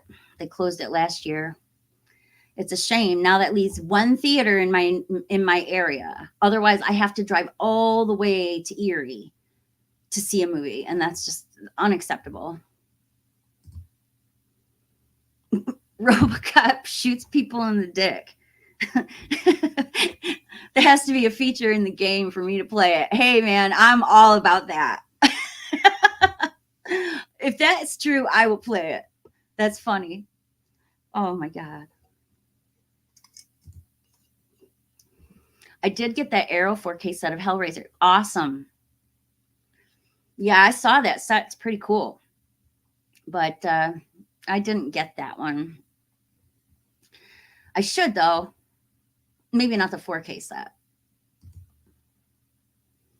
The Exorcist 4K. That's nice. See, I have that on Blu-ray, and I'm pretty happy with it. I'm pretty happy with it for now. If I ever upgrade to 4K, then I will start switching over to 4K. But right now, I'm just going to stick with what's going on here. Besides, I am trying to con my husband into remodeling. So because of that, I'm trying to, not spend all the money. I'm trying to like say, hey, let's spend the money fixing this or doing that and make this better. And, I want a bigger bathroom and, I want my living room to have, tan walls instead of white. And, I really want to get it done. My kitchen needs an overhaul. Darkside was a creepy PC game. I don't think I played that. Is that on Steam? Because if it is, I can look it up. Dark Seed. Oh, it's Dark Seed. Well, that's what I said, right? Oh, God. Local area network. Alan, wait. Oh, very interesting insight. Jesus, Robert, you're so smart sometimes. That is genius. I didn't even think about that. Huh. There is one thing I do know about Alan Wake 2 that I did pay attention to, and I couldn't help it because there's a band, Poets of the Fall.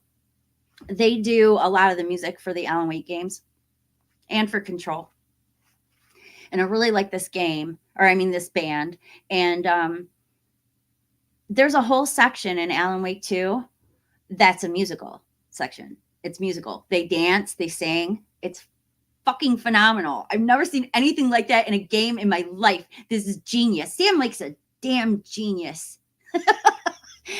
And he's playing a part in there. He's the face of Max Payne. I don't know if you guys know that. He's the face of Max Payne in the original game. And he's the writer. He writes all of this stuff. He is a genius. The way he's setting this all up, it's genius. It really is. 4 live streams on right now. Who else is on? Tell me. I'm going to want to go over there, and when I get off here, I'm going to want to go support them. Everybody's saying hi. Psychonauts is so imaginative. It's very its own thing. Yes. And the second one just springboards off that great concept. It does.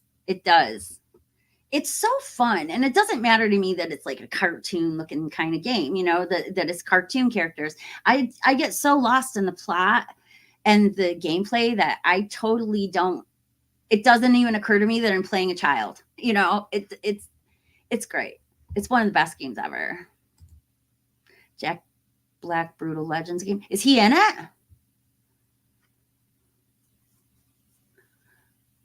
He's so cool. I really love Jack Black so much. I don't know if you guys have ever seen Tenacious D and the Pick of Destiny, but oh my God, Kickapoo. I really love that. And Meatloaf is in that movie, and I love him too. You never played video games except for Pong. I remember Pong. I do. I played Pong. When it came out, I played Pong. I had Pong for the Atari. I had Pac-Man, Pong, Pitfall, Missile Command, Space Invaders, Frogger. Oh God, so many that I can't remember. My brother could name them all off because he played them more than I did. My brother was the kind that, or one of my brothers anyway, Mark. He was the kind that would sit down at a game, and you couldn't get him away from that game until he finished it. He had to win and beat every single game. I don't know. Oh, we had that ET game, that really horrible ET game. And my brother, he beat that game. He really did. He beat that game, and he actually worked his butt off to find that secret. There's like a secret thing in that game where you can see somebody's name, some random name. It was like the first time there was ever an Easter egg in a game or something like that. And he did that. He just, and I remember when he sat down and played, we got a Nintendo, and he sat down and played Super Mario Brothers and Donkey Kong and all those games until he won, until he beat the game. That's just how he does it. And now he's like that with Call of Duty. He's always on there. I see him every time I go on the PlayStation. I see him in there playing with my other brothers. I have 4 brothers, and they're all younger. And I have a sister, and she's younger too.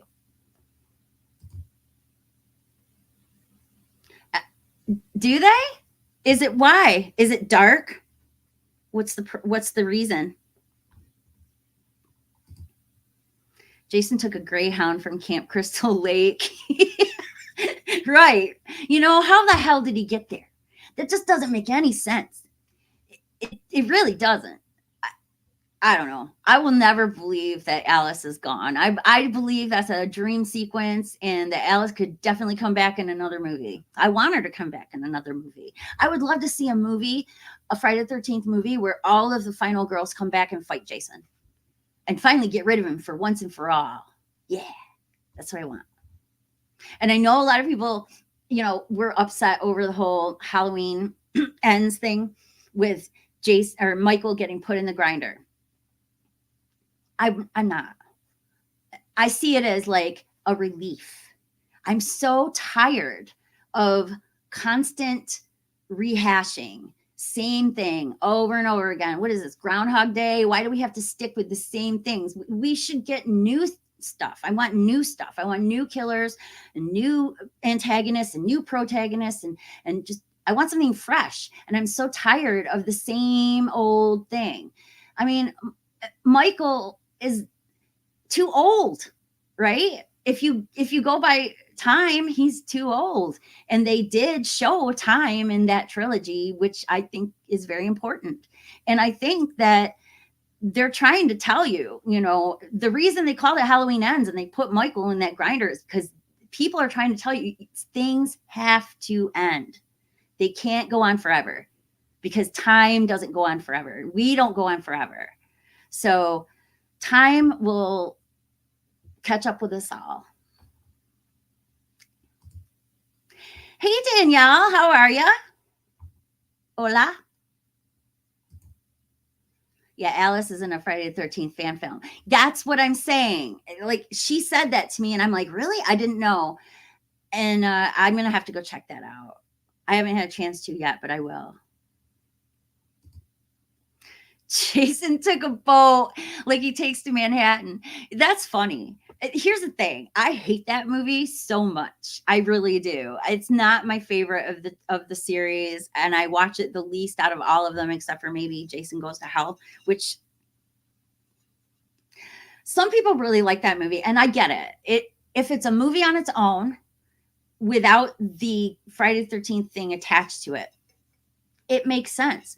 But it's not. I went there expecting to get Jason, and instead I got a little wormy thing that went inside people's bodies, and it was like it was like Freddy. It just,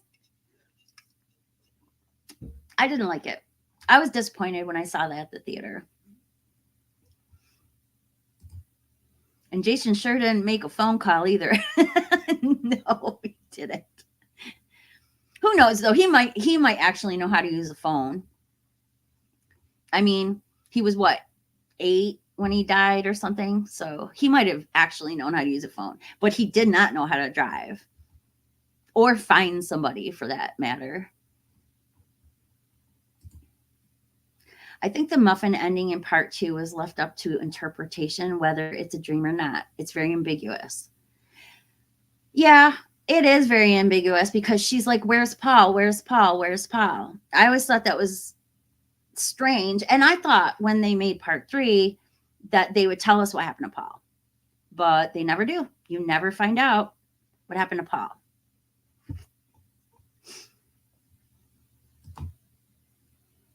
Did you see that movie with that woman spray that man with some bug spray in the eyes? Mm-mm. No. What movie is that? Do you know the name? Kids are narcissists today. Parents are not doing their job to make sure their kids don't become psychos. I know. Man, I worked hard to make sure mine didn't. He's a good kid. He is a good kid. Well, he's not a kid anymore. He's 21. He's going to be 22 soon. So he's not really a kid, but I hope I raised him right. Yeah, I don't know what movie you're talking about there. You like rare OOPs? OOP. What does that stand for? Is that about the game Control? Because there's OOPs in that game. Oops. Objects of power. That's what you have to go through that game, and you find these objects of power, and you have to basically cleanse them, Tangina style. And it's cool because every time you do, you get a new power. I can fly now.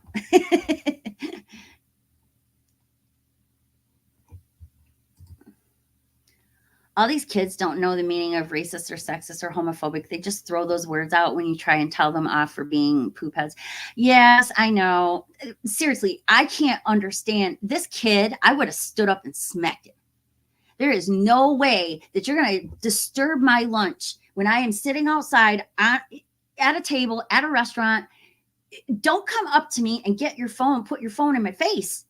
You will get hit, or you'll get hit. You'll get punched because I don't like it. And I will not put up with being harassed. No freaking way. No freaking. And my husband wouldn't either. He would have stood up long before me. Theaters are too loud. When a gunshot goes off, it's louder than an actual gunshot. Yeah. I don't know. I hear those around here all the time. You know, I live out in the country. Us country folk, we have our guns, and there's a shooting range right down the road, and I hear that all the time. 4Ks are good, but I don't think it's a huge drastic difference from Blu-ray. It's mostly the HDR that is the biggest difference. Yeah, I'm not gonna get pushy with upgrading my stuff like that. It's just, it's not that I don't have the money. It's that I don't have the time or the patience to try to keep up with all that stuff all the time. I do a lot of reading, but I don't do a lot of reading in that respect. Like, I'm not going on all these websites and looking up what's coming out next. I don't know. I'm always a little behind. I'm a little slower. You know, it takes me a little longer to get into something than some other people. So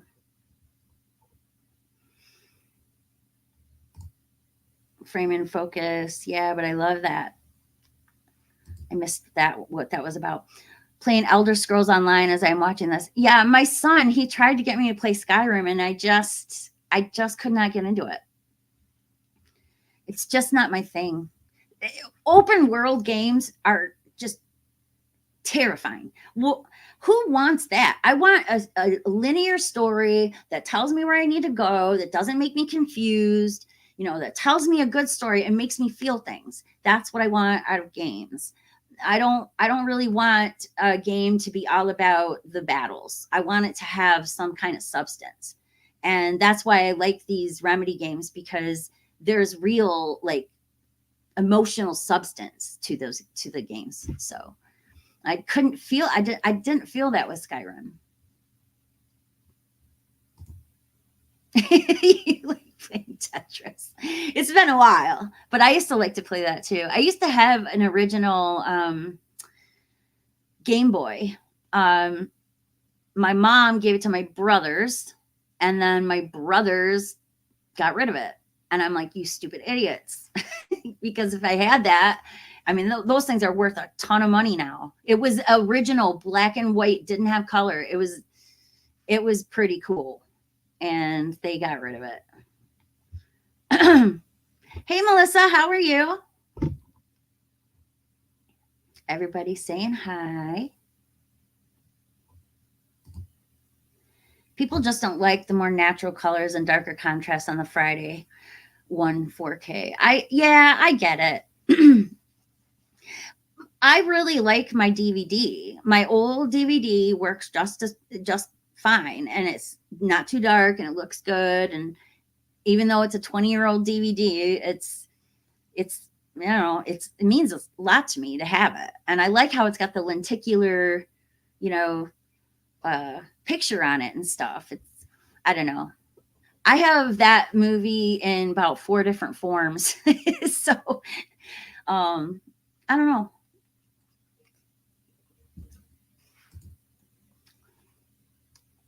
No, Jamie, grr, never too old, Michael. Yeah. Yeah, well, I'm 50. I watched them come out in real time. And when you get to a point where every time a new movie comes out, you have to roll your eyes, I just think it's over. And I just roll my eyes every time a new one's coming out. Now, granted, when it comes to a Halloween movie, I go to the theater. I don't care if I'm dying. I go to the theater because it's tradition for me. I've seen almost every Halloween movie in the theater or drive-in aside from one. And that's it. All the rest I saw in the theater or drive-in. So for me, it's like I'm worn out.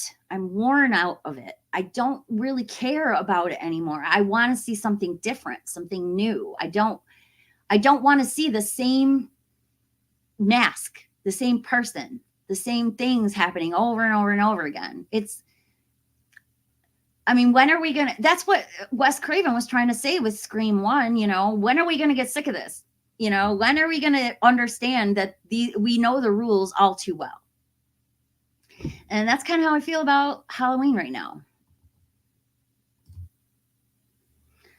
Some say Paul told Jason how to get to Alice because Paul knew Pamela on Friday part 2.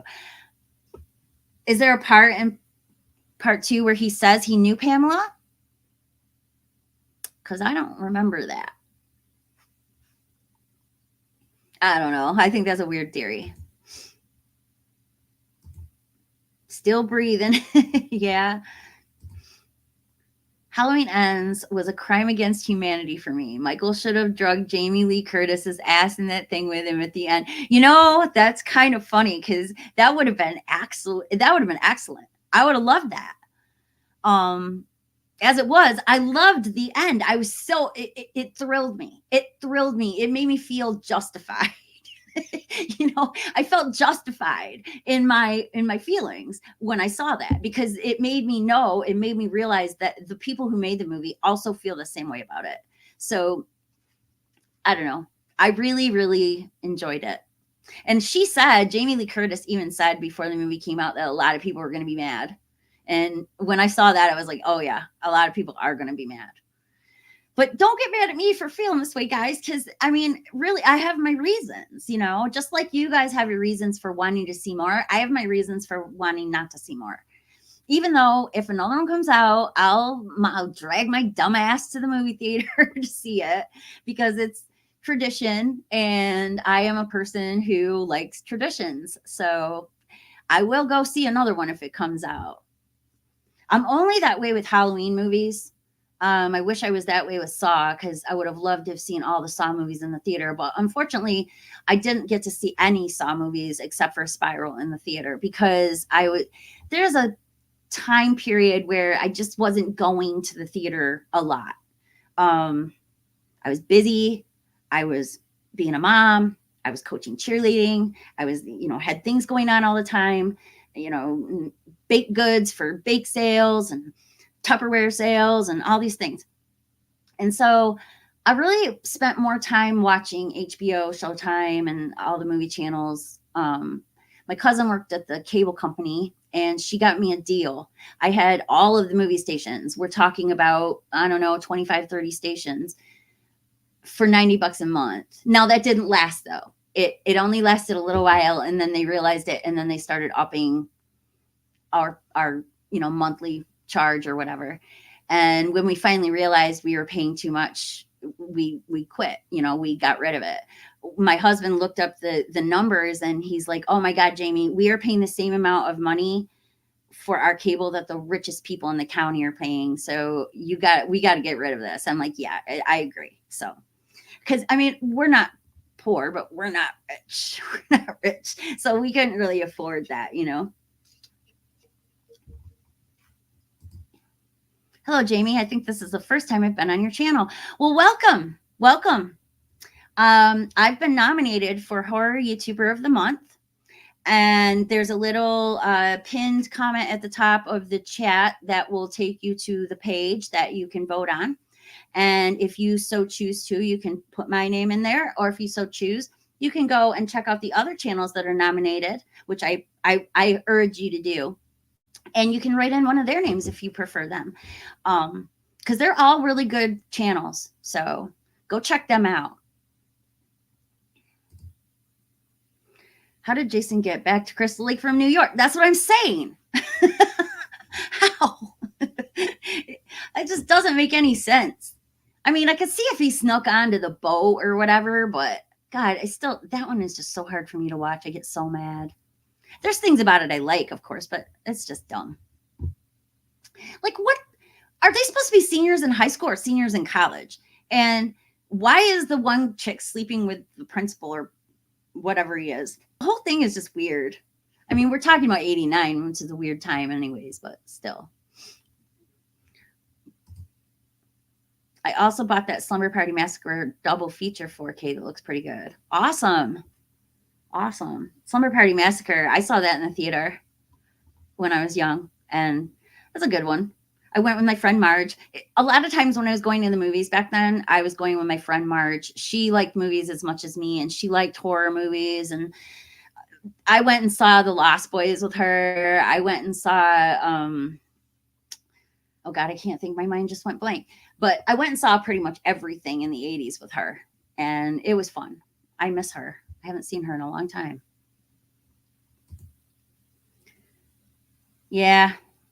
6 was awesome. And 6, I remember sitting in the theater and that opening happens. And then right afterwards, you see Jason come in the middle and he does the slice, and it's like a James Bond movie. And I was like, uh-oh, they're doing a parody here. Because, to make the opening like that, like a James Bond movie, was actually quite genius and funny.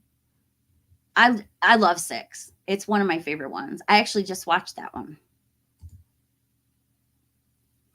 The little shit couldn't even swim. We're expected to believe he could navigate the country in the 80s with no GPS, let alone use a phone even. I know, right? How? It just doesn't make any logical sense. It bothers me, and it makes me mad, because I want Alice to be alive. I don't want Alice to be dead. And I choose to believe it's a dream.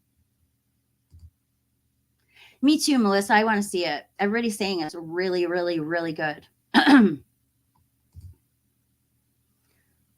Thank you. I am 50, though. I swear to God. OOP means out of print. I should have known that. I'm an idiot. I actually did know that. Hey Jamie, have you seen The Fall of the House of Usher yet? It looks slow moving and I need horror that keeps me awake. Well, I heard that it's awesome. I heard that it's really, really good. I saw the Fall of the House of Usher, the old movie, way back in the day. It's one of my mom's favorite movies, and so I saw that probably when I was, I don't know, 8, 9 years old, and I only saw it once that I can recall. But I remember liking it, and of course Edgar Allan Poe. I love reading his stuff, so yeah, definitely right up my alley. But I haven't really watched a whole lot of new stuff lately. I've been sort of stuck in a rut, so I watched a lot of older stuff lately, but not newer. And I need to fix that. I do. I need to figure out a pathway through this. But I just have difficulty trying to pick something to watch. It's they give you too much choice. Too much choice is not a good idea. I remember going to the movie. Okay, so remember when you were a kid and your parents would be like, let's go to Blockbuster and rent some movies. So you and your family would get in the car and you'd all go to Blockbuster, and then you'd go in there and you'd stand there for like 2 hours trying to figure out what movie between you and your family that you're going to get. And it usually ended up being we each got to pick one, because a lot of times on the weekends it was like $1.99 rental or whatever. And but it was always difficult because it seemed like there was way too much choice. It's funny to me now because I mean Netflix is like 500 blockbusters in a row, right? There's just too many. It's too much stuff. It's hard to choose. And then not only that, but you got different services, right? You got Netflix, you got Amazon, you got Peacock, you got Hulu, you got Voodoo, you got Tubi, you got all these different things. How do you choose? I mean, I can't pay for all of those. So how do you know? I don't like just when I got sick of Hulu, so I got rid of Hulu. And just when I got rid of Hulu, they started putting on a bunch of stuff that I wanted to see. It's like a constant battle. And it really annoys me, to be honest. Hey guys, I have to take a very small bio break and I will be right back.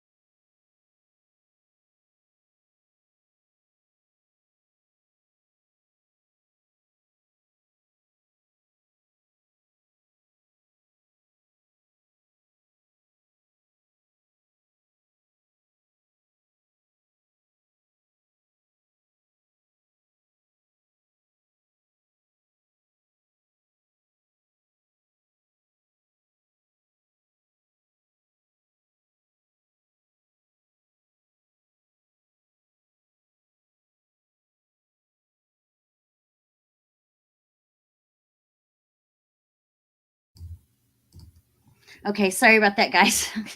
When you gotta go, you gotta go. So yeah, I haven't seen Fall of House like Usher yet, but I do plan on watching that. It definitely seems up my alley, and I've heard a few people talking about it, and they all liked it. So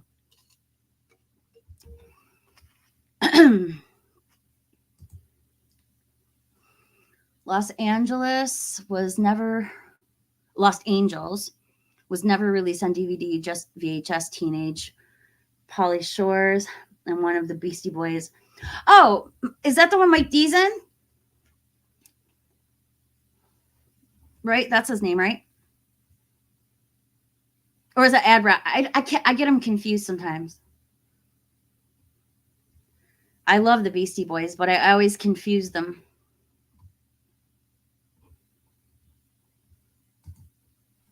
If they come out with 8K discs, I'm gonna be pissed. I know, it's like they constantly want to everything all the time. It's got to stop. It's got to stop somewhere, right? I mean, this is how I feel about inflation, okay? And I said this back in 1992, my senior year. I told my high school economics teacher, I said, wait a minute. Inflation can't keep up at this rate. It's unsustainable. And I asked him, I said, am I right? And he's like, uh-huh.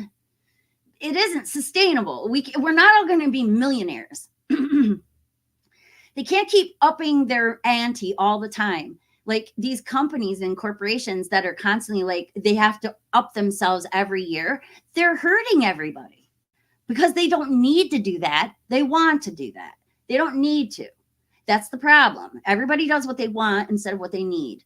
And that is causing mayhem everywhere. The reason everyone's losing their minds in this country is because everyone's so stressed out all the time because you have to work too hard and you don't get any time to play.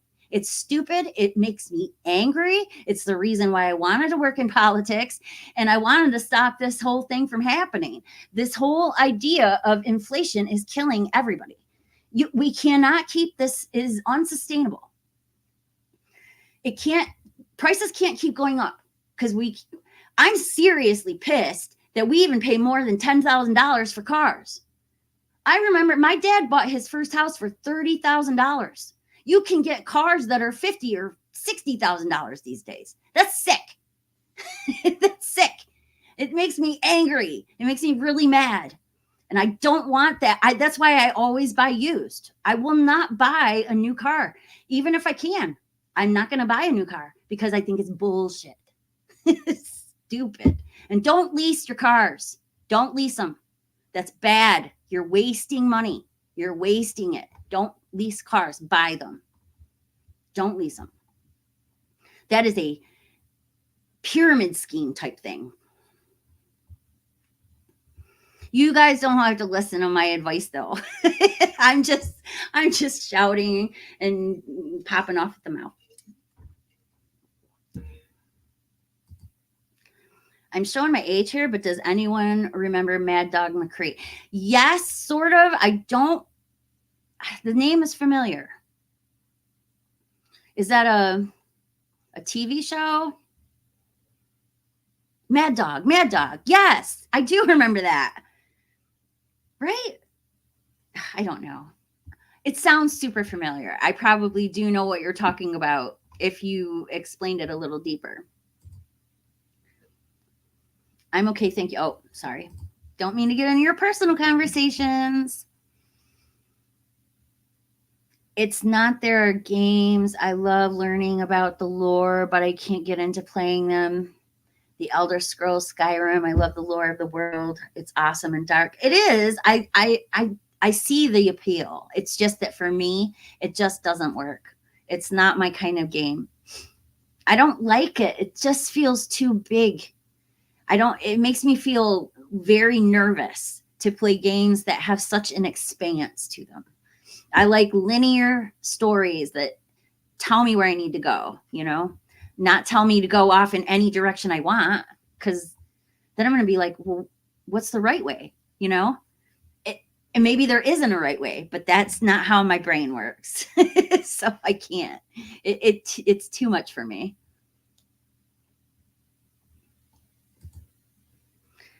Yeah, you have the lenticular DVD. I really love that one. It looks good. It's got the cool cover, and I've had it since it came out. When it came out, I bought it like right away. So I don't know. That's probably my most prized possession as far as all my movies go. I know it's stupid, but I like it so much. It's dumb. I always like dumb stuff and get attached to dumb things. Like this necklace here. I will never stop wearing this necklace. It is my favorite piece of jewelry. I wear it on a daily basis. I feel naked if I don't have this necklace on. You know what I mean? If it ever breaks, I'm going to be like freaking out and saying, you got to give me a new chain, because it's my favorite piece of jewelry. Once I like something, I really like something.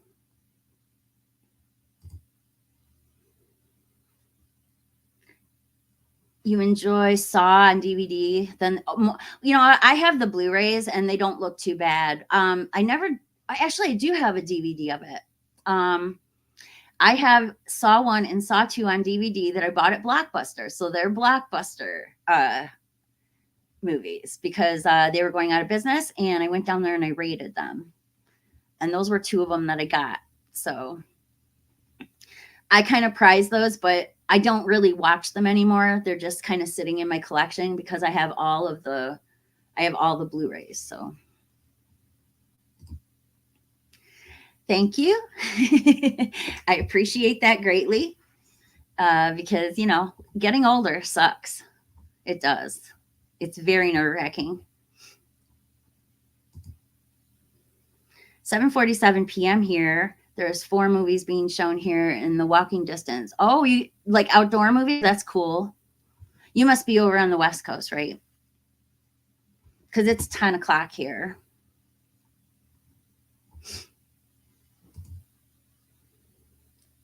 1980s Betamax, the Saw DVDs have DTS tracks too. Apparently the Blu-rays don't. What does that mean?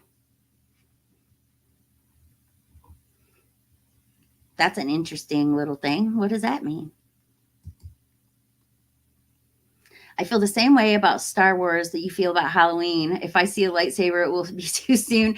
I understand. I actually, Star Wars is very dear to my heart.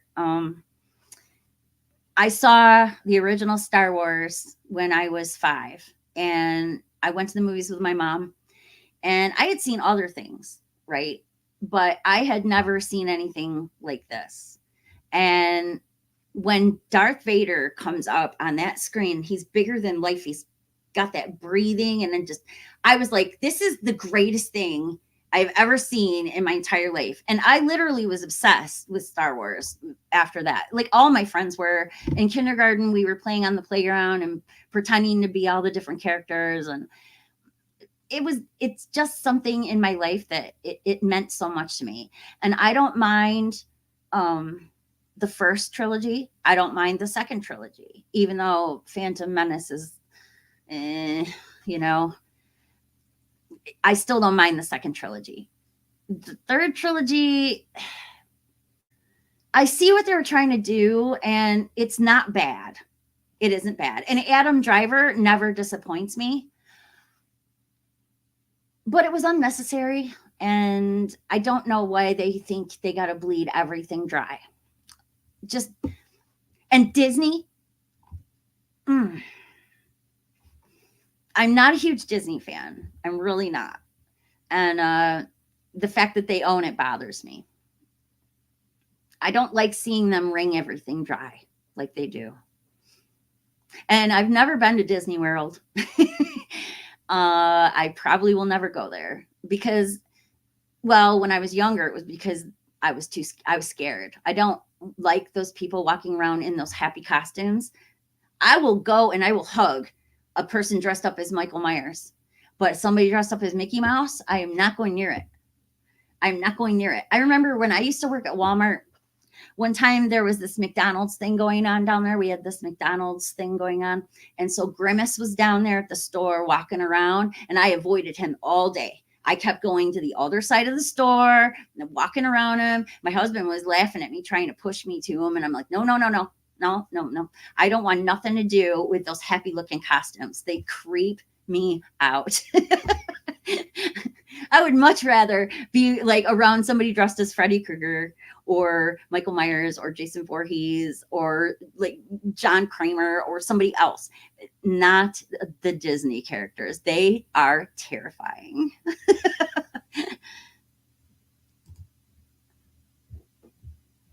That girl from Bikini Kill, is that some movie?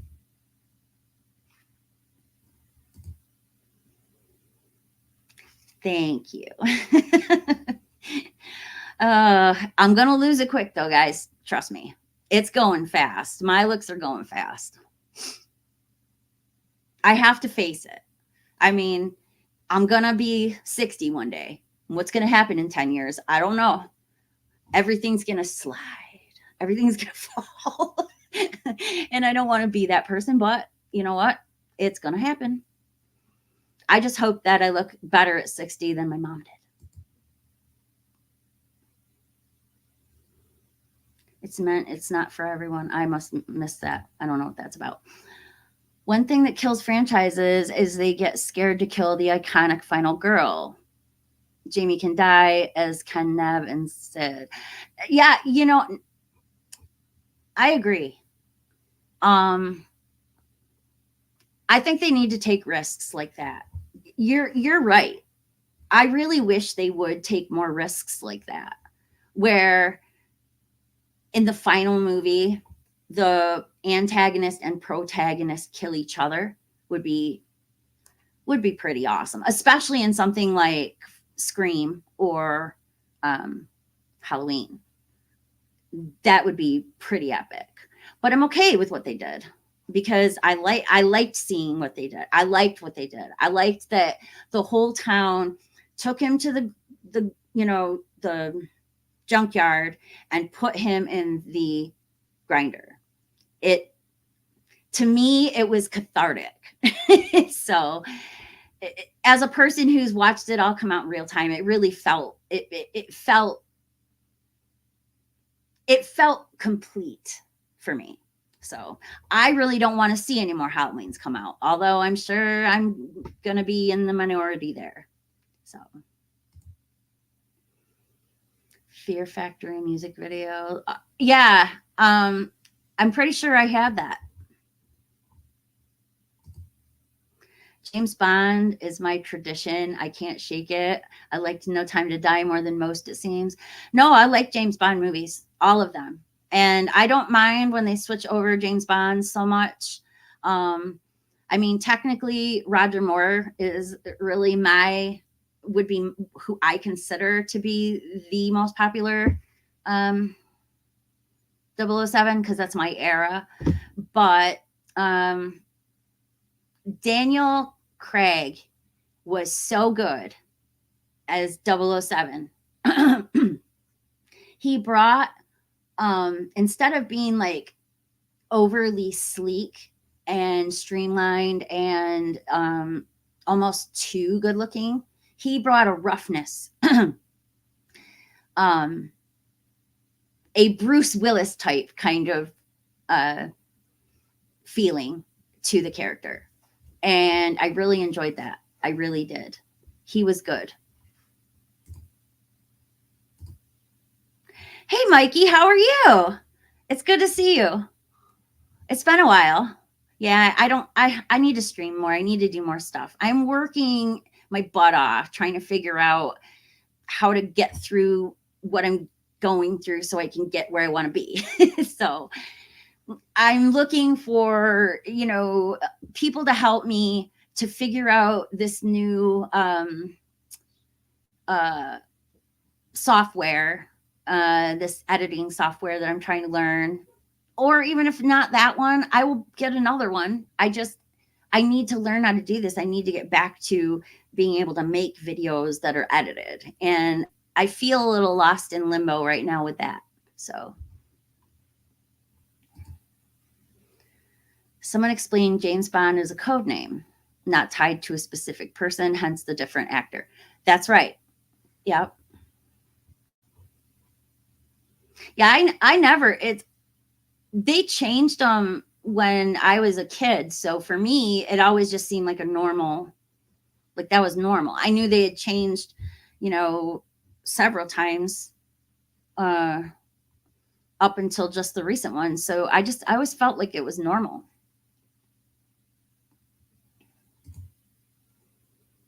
James Bond, he died in the movie? Which movie? The last one? I didn't see that one yet. Oh, I guess spoiled. That's okay. I'll eventually watch it. So, and I don't care about spoilers. There's streams connecting Camp Crystal Lake to the ocean. Indeed.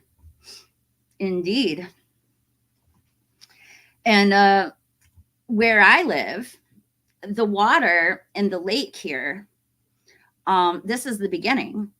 And the water comes from, in the lake here, comes from all the mountains in this area, goes down into the lake. That lake goes into the Chattacoin. The Chattacoin goes into the Chautauqua. The Chautauqua goes into the Cattaraugus. The Cattaraugus goes into the Ohio. The Ohio goes into the Mississippi. And then the Mississippi goes down into the Gulf of Mexico.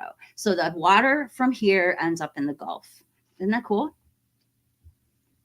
My dad taught me that. Saw Jason Lives as a 10-year-old and was overjoyed by the James Bond gun barrel parody. It was awesome. It was. I was like, when I saw that, I was like, this is going to be a great movie. This is going to be a good ride. I was like 12 or 13 probably when that came out. 86. Yeah, I would have been 13. So, yeah.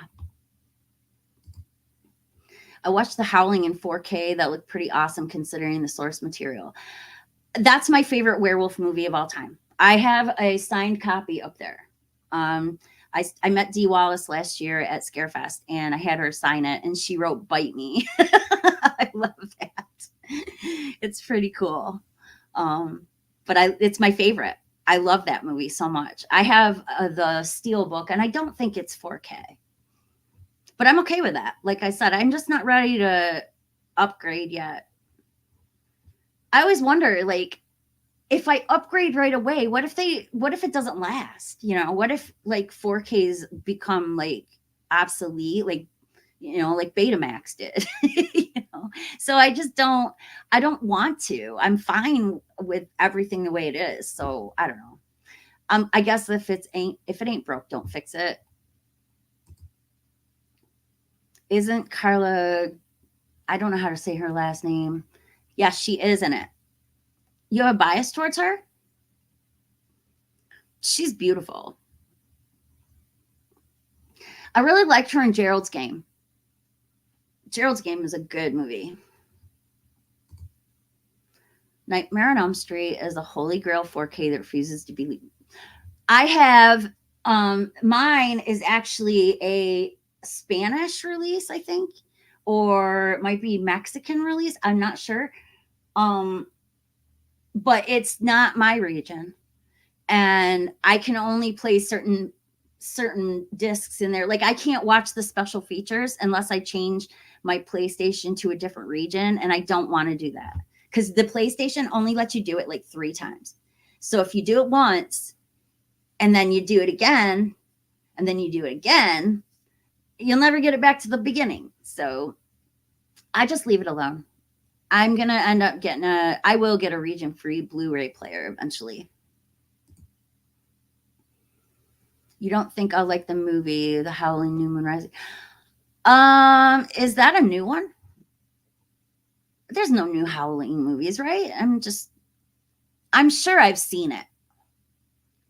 If it came out in the 80s or 90s, I probably saw it in the theater. I feel like there's more choice but less excitement nowadays. Things seem like less of an event. It does. It's sad. Like I remember when I was a kid, it was such a big deal to go to the movies with your family. And then the next day at school, like all the kids would talk about it, you know. When Gremlins came out, it was a big deal. It was a big deal. And that Christmas, when everybody got back from vacation, everybody had a Gremlin doll, you know, everyone had a Gizmo. Everyone had a Cabbage Patch doll, you know, everybody, it just seems like, it's like it is less of an event. And it's sad. Like I remember going to the drive-in in the summertime, you know, with my family, and it was always a big, huge deal. Like we would all pile into the car. We'd all have our sleeping bags and our pillows, and we'd all be in our pajamas, and we'd get there and we'd go to the snack bar and get our snacks for the night. And then we'd go back over and we'd play outside the car until the movie started. And it was awesome. And it's sad because drive-ins don't exist everywhere anymore. And people have missed out on that opportunity to have those experiences with their family. And that's sad. Can you imagine Freddy's green spewing severed fingers? Oh, no. No. No, no, no, no. Are they green? Ew.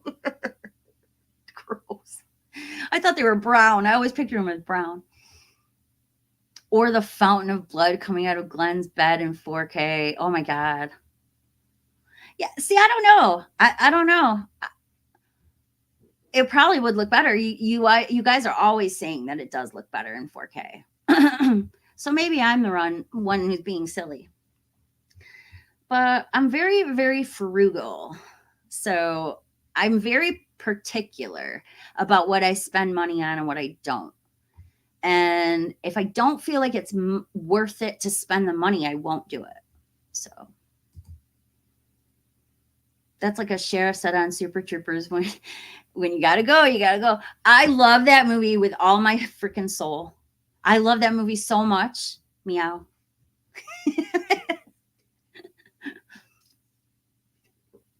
Where are those guys? Why are they not still putting out movies? Because number one, Super Troopers 2 was awesome. I loved it, and I'll watch it every chance I get. And Broken Lizard Club Dread is such a good movie. Why didn't they make more? Come back, because you guys rock and you keep me laughing and you keep the world laughing. So come on back. Bring your Super Trooper jokes. I love the whole fucking the bear thing. It's so funny. I said the F word. I'm sorry. I don't normally swear. I buy thing I can get on DVDs and Blu-ray. I watch Pluto on Tubi. I only have to pay movie apps. Yeah, it's so hard to choose. Like, which one do you choose? I mean, if they're not all going to show the same things, it makes it very difficult. It used to be that you could watch all of them because you could just flip channels. Now you have to pay separate a la carte for everything. It's freaking ridiculous. I'll only buy 4K if the special features are better or different or totally necessary. Yeah. Hey, Dead Pit, how you doing? Thank you. Thank you for voting. I appreciate that. It's good to see you guys. I should come into you guys' chats more often. And a lot of times I am watching. I just don't talk because I'm usually listening to you guys while I'm doing other things. But I still do come in there, and I always like your videos. So I just want you to know I'm paying attention. Everybody is going to end up in the streets dumpster diving with the inflation now. I know. I want to stop it. I don't know what to do, though. I mean, I should have finished college, and I should have gone and worked in the government like I planned. And then maybe things wouldn't be so bad, because I'm a very, very immovable source if I don't want to move. So, yeah, I don't know. Man, this place is going to hell in a handbasket. I have Bose surround sound and 4K TV. Oh, I bet that's freaking awesome. My surround sound isn't hooked up right now because I'm remodeling. So everything's torn apart. And I miss it because watching movies with surround sound is awesome. And I do have, it's not Bose, but I have a Sony surround sound system. It's pretty good. Even if you bought a new car, it's considered used as soon as you drive it off the lot. I know. It's not worth it to buy a new car. It just isn't.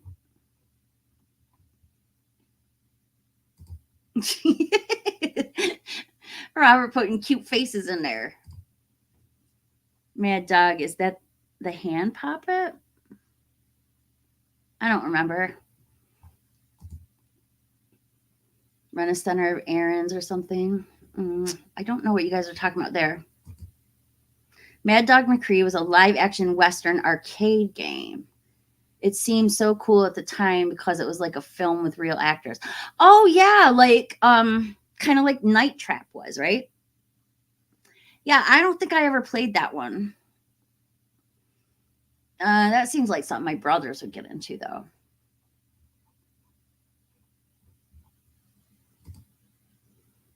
ESO, open map, hold down square, then tap square. Now it will tell you where to go. What are you guys talking about? Directions. Mad Dog was a CD gun game. Ah, yeah. Cool. My brothers would, maybe my brothers had it and I just didn't pay attention. Because there was a period of time where I was like, I'm not playing video games because I'm better than that. I'm too old to play video games. And it's stupid and silly when I think about it now. Because now I play video games all the time. But I went through a period of time where I was just like, I'm above video games. What are you talking about? Angsty teenager. All those Friday the 13th Deluxe Edition have. Oh, I didn't know all of them do. That's awesome. I only got the first one. I wish I would have known that they released them all like that because I would have definitely bought the others, but I guess I just didn't pay attention. Hey, Katie. Hi, Katie. I miss you, honey. Where you been?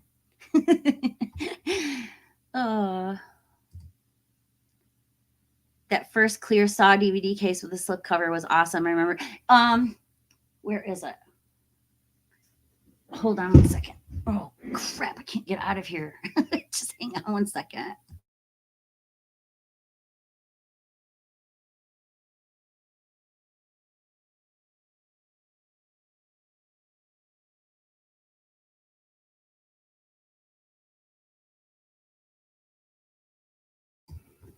Okay, I got this, and it kind of. It's not the one with the button. I know there used to be one with like a button that you push and it would spin this, but this thing does spin around in there, which I think is really cool. But I really like this one. The final chapter. I found this at a thrift store. So I picked it up because it was different and I'd never seen one with a clear case before. So I picked that up at the thrift store last time I was there. I love going shopping in the thrift store for movies. It is so fun, and I feel like I'm rescuing movies that need to be rescued. Makes me feel good. Because otherwise, somebody who doesn't care might buy it. I care. I want to rescue them all. Everybody's saying hi. The DTS tracks are digital theater sound, a different sound system than normal Dolby. Okay. That's pretty cool. See, I don't pay attention to all those little detaily things like you guys do. It's good you guys are around because I get information I don't have. So, E.T. in the movie theater was so good. It was. It really was. One of my favorite movies as a kid growing up. I don't like it as much as an adult, I noticed, though. I watched it recently, and I was like, yeah, this is actually quite disturbing. I love Dee Wallace in it. She's so cute. But the whole ending part is very trying on a person's heart, and I don't know how I got through it so easily as a kid. I must have cared less. I don't know. For some reason, it didn't affect me as much as a kid as it does now. I don't know. Maybe it's just I have grown some empathy over my adult years. Disney owns Die Hard. What? Oh. Indiana Jones, Alien Predator now. I knew about Indiana Jones. Die Hard, what are they going to do with Die Hard? And what is this? This is ruining the world, okay? These constant trading trade-offs, buying properties. These should not be properties. They shouldn't be properties. I don't like franchises. I don't like even using the word franchise because it makes it seem corporate. And I don't want to give them any reason to love themselves. I want them to realize that they're being stupid. They think the right answer is to rehash something over and over and over again. And they would make more money and better stuff if they would just give new stuff a chance. And I know there's people out there pitching new stuff to them every day. We got to do something, guys. We got to stand up to it, because it is, don't you think it's ridiculous? I mean, we never get new. Where's the new stuff? You know, we're not getting any new stuff. And I know a lot of us are asking for the old stuff to be rehashed over and over and over again. I get that. And it's probably what they listen to. But if we got to realize that if we keep on doing this, if we keep on telling them it's okay, they're just going to keep doing that, because all they care about is dollar signs. They don't understand. These people don't even know creativity. They don't understand. They don't even think it's the way that they treat the creative people, you know, the writers and the actors and all the people involved in the creative process. I think that they don't treat them very nice. They don't treat them very well. And I don't think it's fair. And I see why the strikes went on, because it's not fair. It's not fair the way they were treating the writers. And I don't know. I just wish that they would stop thinking that everything has to be exactly the same all the time, and that we need these familiar characters. We don't. And they're coming up with, they're making stupid stuff. Like I will never watch the Winnie the Pooh horror movie. No, I don't care. You can tell me it's good. You can tell me you liked it. I will not. I don't care. I'm not going to do that. I'm not going to watch it. They took something from my childhood that meant something to me and completely trashed it. Why? There's no reason to take something that's so wholesome and change it into something devious. I don't understand this process. It doesn't make sense. It doesn't make sense. I'm sorry. I'm in grievous mood right now. I'm sorry. The first one is the best one. I mean, it's the one that started it all. And I got to tell you, seeing that at 5 in the theater was just mind blowing. And it made me love movies. Between that and Jaws, I was going to be a movie fan forever. Die Hard movies on the same universe as Predator. What? Alien. Yeah. Die Hard? How's that connected? I'm fidgety. It's nerves. It really is. And actually, you'd be surprised. When I'm sitting here all by myself doing nothing, I'm still fidgety. It's just the way I am. I was just saying something to my husband about that yesterday, about how I'm so fidgety. Are you fidgety because I'm fidgety? Because a lot of times I'll go to talk to him, and instead of sitting in his chair, he'll get up and he'll start doing stuff. So I had to ask him, is it because I'm fidgety that you're fidgety? Because I'm just that way naturally. It's hard to keep me still.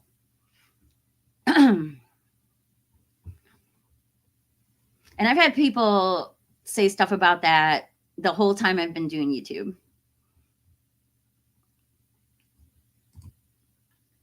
It was fine with Disney buying Lucasfilm till I saw that film Tomorrowland about 6 months before The Force Awakens came out. There's some gratuitous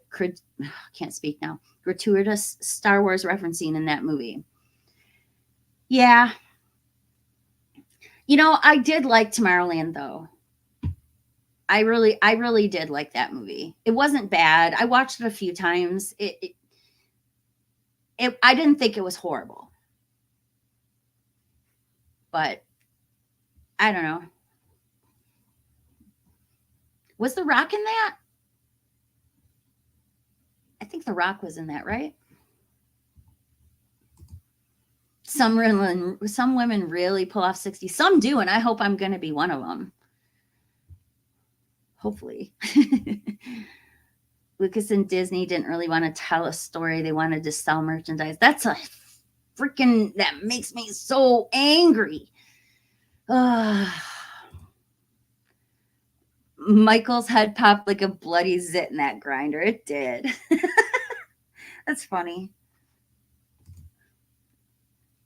They could have killed Sydney in Scream 3. Both her and her brother kill each other. She dies knowing she got her mom's killer, and there'll be no more sequels. I get it. Scream is different to me. I don't really mind the constant sequels of Scream, because it has a different killer every time. It's not the same killer, it's a different killer. They're just wearing the same outfit. So every time it's fresh because it's a new whodunit. And that's what I like about Scream. It's one of my favorite series. My favorite series is Saw, but Scream comes in there in the top 5 for sure. And honestly, that one I don't really mind sequels to, because of the setup of it just makes it fresh. I mean, even this last one, even though to me it was too predictable and I knew who the killer was like almost immediately, I felt like it was still enjoyable. I had a very good time. I had good kills. It was action packed, and I really had fun there. So I don't know. I don't feel the same way about Scream that I do about others. Plus, when Scream came out, I was in my 20s already. So for me, it's not as old, as like Halloween is. Yeah, Roger Moore. Jaws. I always think about the guy with the metal teeth, and I think about Moonraker a lot with that, because I liked Moonraker. I watched that a lot as a kid. Moonraker. Michael Myers and the Grinder. I wonder who cleaned up the mess at the junkyard. What did they do with Michael Myers' remains? I don't think there was remains. There may have been slime. Awful. I don't know about remains. And hopefully they just buried him. He ain't coming back from that. Unless somebody brings in the Book of the Dead from Evil Dead and brings him back that way. That would be interesting. Kind of cool, really. They still did a sequel without Sydney with Scream 6. I'm fine without Sydney being there. I'm okay with that. She had her run. She doesn't want to do it anymore. She shouldn't have to. And we shouldn't be asking her. We should be kinder, because sorry about the clearing my throat.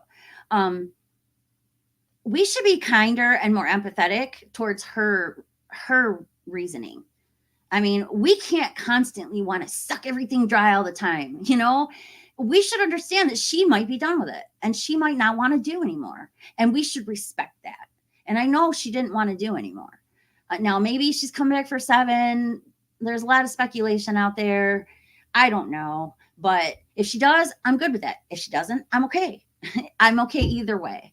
I really think it's up to her what she wants to do with that character.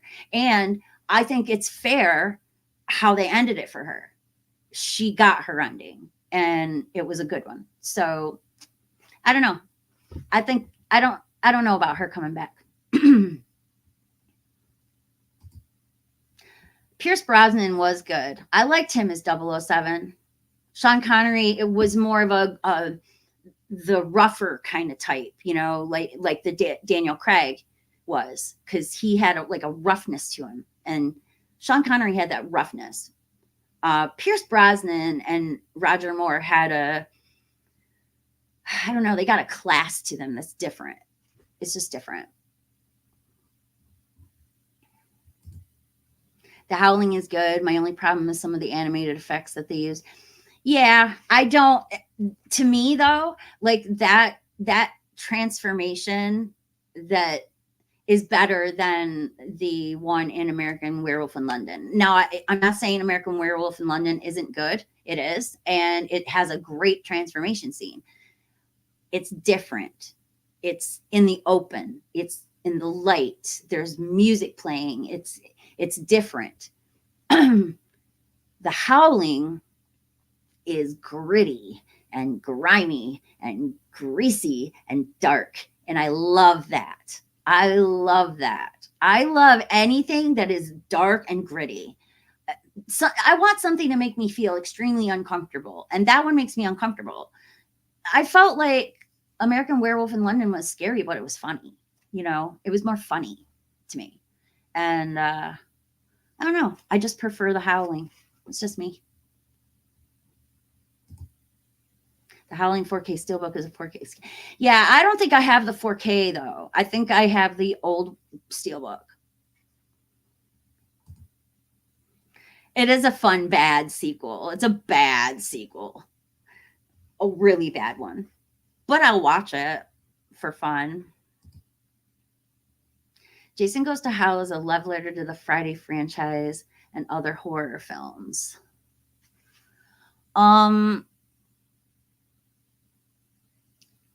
Yeah, I guess maybe it's been too long since I saw it.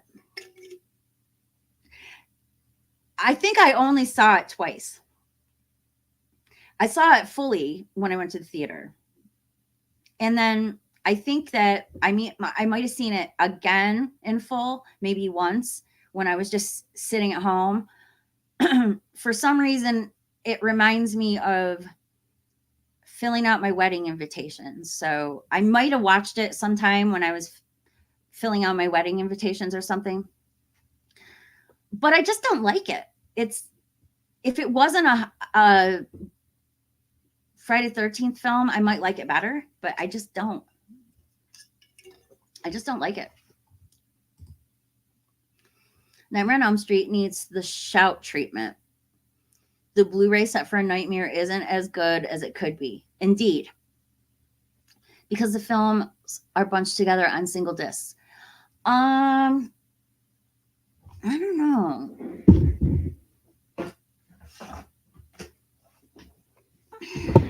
I got this. I don't know if you guys have this or not. But yeah, it's only 4 discs. So they are bunched up. Yeah, a new release of this would be a good idea. I mean, I'm satisfied with this, except for the fact that it's not Region 1. And because it's not Region 1, I can't really watch the special features. So. Oh, well, then it's not that bad of a deal. The Howling New Moon Rising is part 7, came out in 97. I didn't go see that. That's one of the rare times I didn't go see something. Probably because it's part 7. Look, I'm the same way that I've always been. If a movie gets too worn out for me, I won't go see the sequels, because I never imagined that Back to the Future would get it right. Back to the Future with their whole Jaws, 15 or whatever. I thought, yeah, right. Nobody's going to make 15 movies of something, but they kind of have, so I don't know. I guess I thought that was just silliness back in the day, but I also thought that people wouldn't have computers in their homes. That was ridiculous to me when I was growing up. I thought that, it was, nobody could possibly learn how to use a computer in their home. So, I mean, I'm a lot of times I'm just, what's the word I'm looking for? Adverse to change.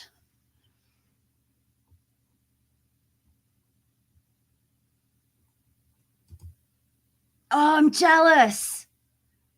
Oh, man, I miss the drive-in. We had a drive-in around here up until about 2011, 12. I think the last thing I saw at our local drive-in was probably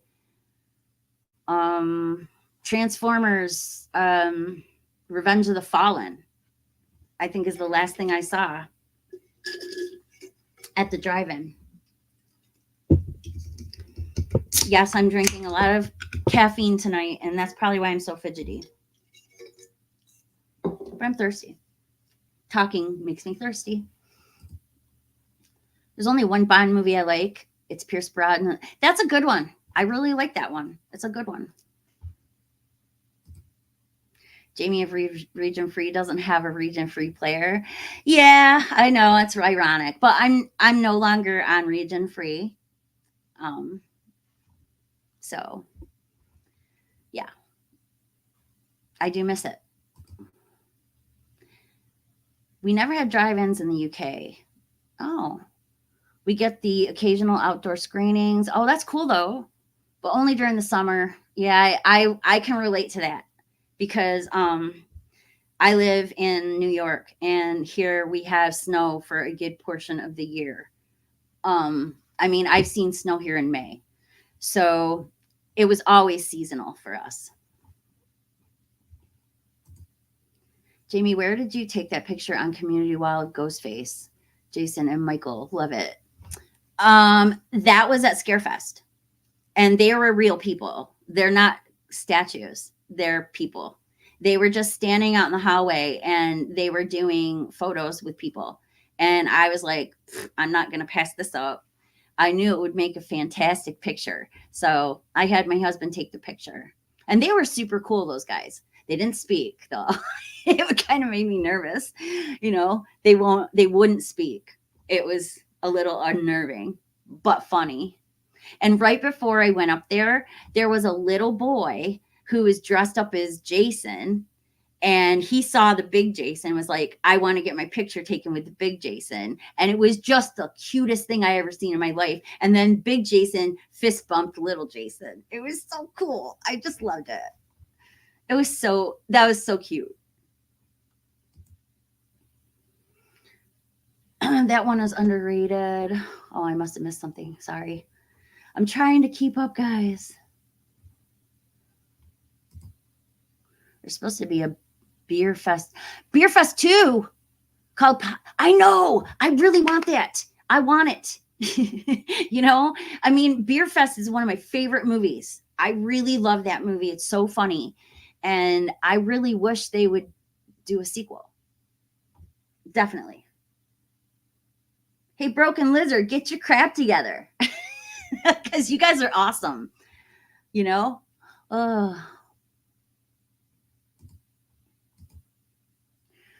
so much streaming content that not only is it more expensive than just getting cable, but it's just not possible to watch all of it. That's true. It is not more expensive though than cable. I'm going to tell you, because when I got rid of my cable, I was paying close to $200 a month, and that's ridiculous. That's a ridiculous amount to pay for cable. So I miss the functions of cable, but I don't miss the price.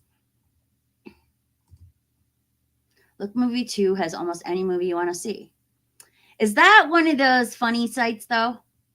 Is that where you go and like you get a movie, like it's not really legit? Like, I don't know what I'm asking. Sometimes my husband is watching movies on some questionable sites. And I know other people who do. So I just wonder if Look Movie is one of those. I'm biased with GoldenEye. GoldenEye is a good one.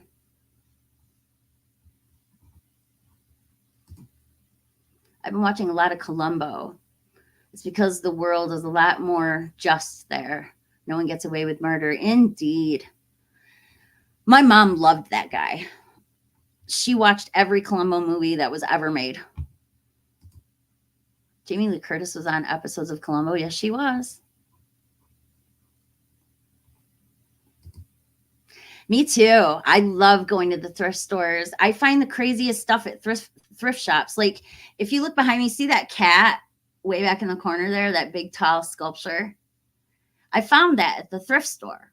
Well, then about, I don't know, a couple months later, I got the movie Valentine, and I was watching it, and I see that in that one girl's house, the rich girl's house, she has a ton of those cats, this exact cat, as a matter of fact, but she had more than one. And I was like, whoa, did I find something really special? And I looked on the bottom, and it is signed. So I haven't looked anything up about it, but it is like, if you go watch Valentine, you are going to see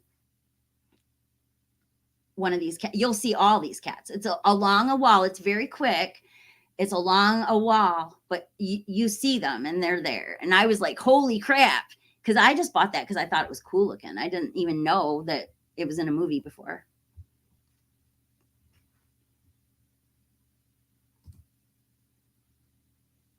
Oh, you guys are talking about that game. I didn't play that one.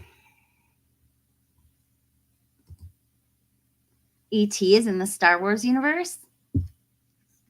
Really? Maybe. I like this more than another person who might happen across this. Therefore, I need this is a real feeling. Yeah, I know. Which means Earth is in the Star Wars universe. Wow. That's profound. So, I always look at this planet and think of it like Tatooine anyway. Because if you think about where Tatooine is located in that galaxy, it's almost exactly the same as where Earth is located in our galaxy. I thought that was kind of neat.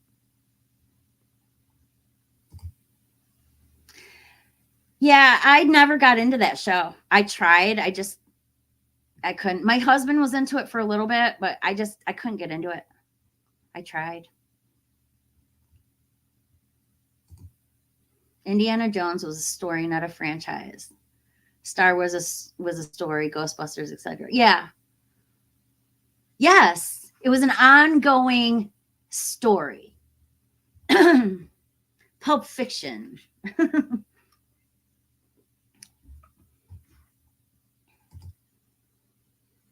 The studios just want a name brand product. They're scared of risk. Yeah, that's true.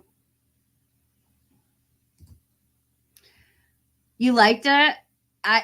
Dude, I can't. I just can't. What? I don't understand taking something so wholesome and making it scary. He was never scary. There's nothing scary about Winnie the Pooh or any of them. I don't understand. It doesn't make sense. I don't get it. I mean, even if it is a good movie, I just don't think I just don't think I'm going to like it. I saw Star Wars in the theaters, but it was the special editions. I went to see the very first one, the special edition. I didn't see all of them in the theater, but I did see the first special edition Star Wars in the theater. I'm losing my voice now.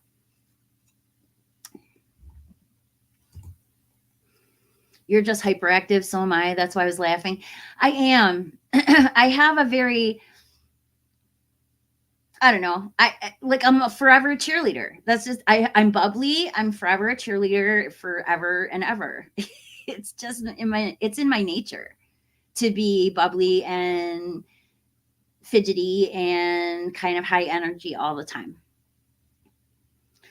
If I'm not high energy, then I'm sick. I liked how they turned the harmless stories like Winnie the Pooh and the Grinch that stole Christmas and turned them into a different version of the story told in a horror form. Why though? Why do you like that though? I don't really understand. Like, I don't want my childhood characters to be changed into something that they never were.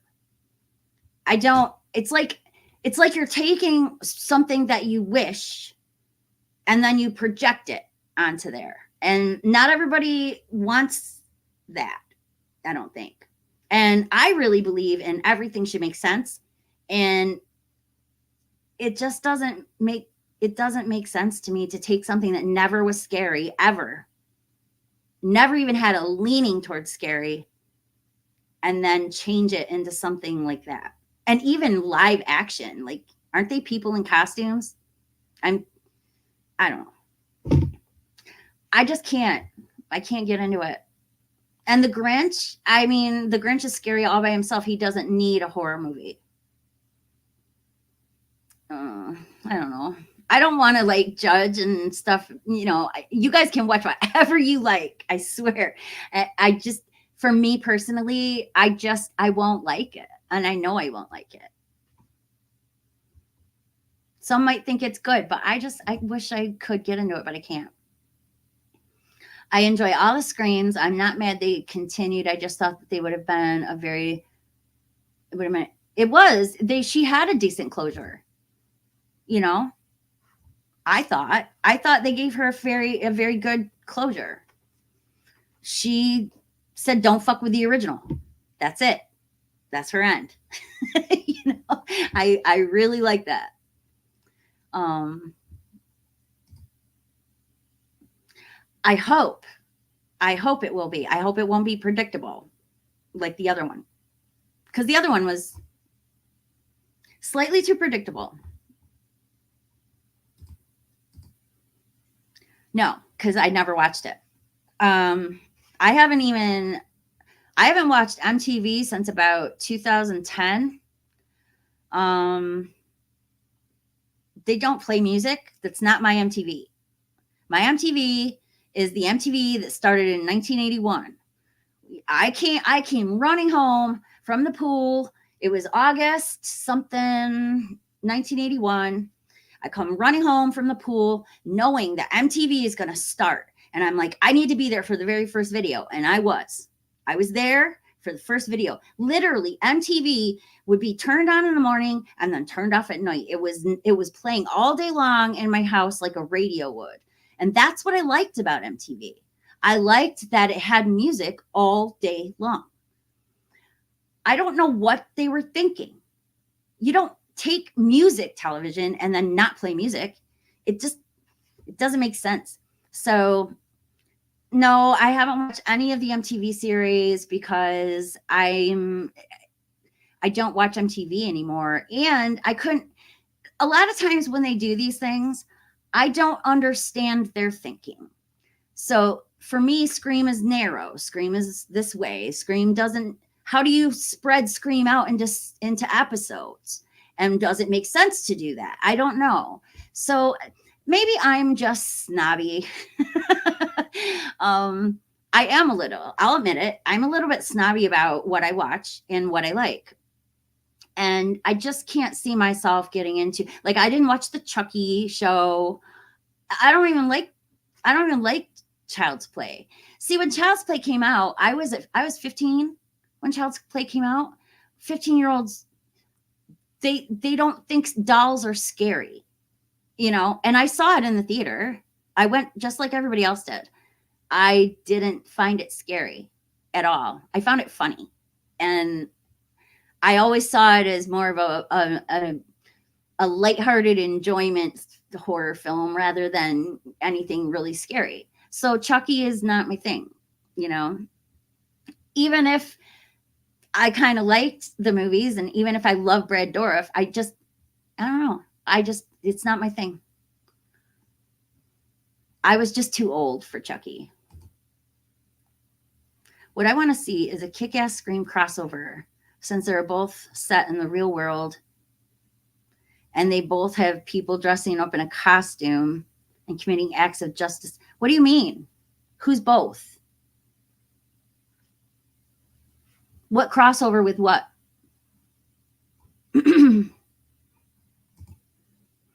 Jamie, Terminator timeline. Do you believe it's a loop or a staggered timeline?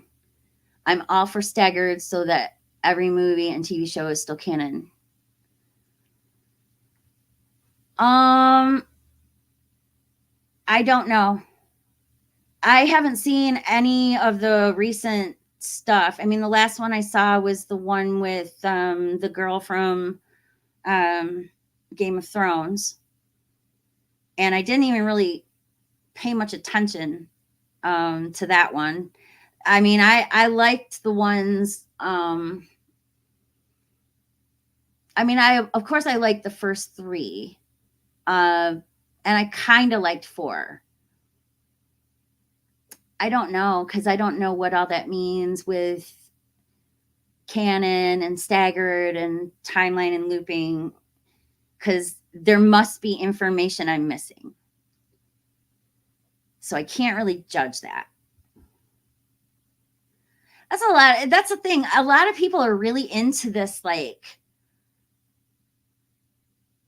just keeping things going. And I just can't. I can't. I have to put my foot down. If I really feel something, I have to put my foot down.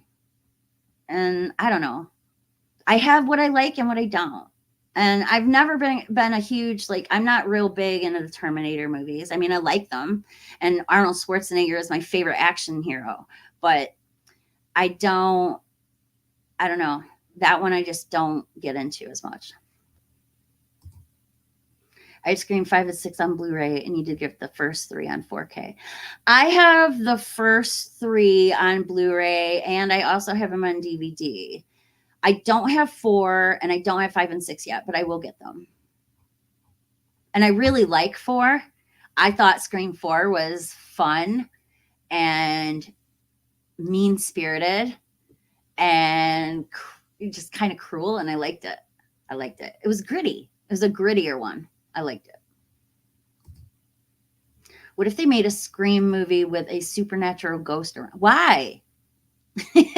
What's the purpose? What's the reason?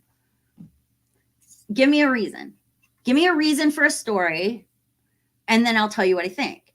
But if there's no reason for it, I see things as illogical. I'm a very logical thinker. I think with logic. And if I don't see a reason for something, I usually won't go for it. If somebody writes something good and I say, yeah, that's good, do it, but I don't like pre-predict this stuff. What do you think about the howling when they cut what's cooking, the hamburger falling? Wait, what do you think about the howling when they was cooking a hamburger when it was falling apart? You mean at the end of the Howling 2? When she asked for a rare burger? I don't know. It was okay. It was funny. I thought it was funny. I thought it was kind of funny that she got away and that she didn't get killed. But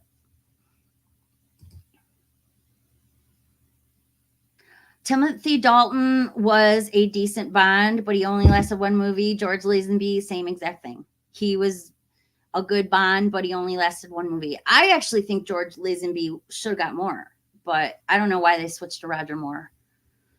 Timothy Dalton, I think he was a good Bond, but he was too square. Does that make sense to anybody? There's something about him that's just too chiseled. And I've always thought that James Bond had more rounded features, more, I don't know, smoother features. So I honestly don't think Timothy Dalton was the best, but he wasn't bad. I believe that the Terminator timeline is a ripple effect from T2. T2 caused a ripple effect in time where they are different timelines than we see in T3. Than we see since T3. Look, T3 gets a bad rap, okay? But I love it. I actually love T3. I love Claire Danes. I love what's his name? Can't think of his name now. The guy that plays John Connor. He's a good actor. I'd like to see him in more stuff. I thought that the humor was awesome. I like the humor. I love when Arnold Schwarzenegger is funny. I want him to be funny. It's the glasses and he looks like Elton John. It's so funny. I love things that are amusing, and that one is just tickles my funny bone. I like it. New Moon Rising was direct to video. Yeah, I didn't see it, because that's another thing. If I don't pick things by title, and if it said 7, I'm like, no, it's shit.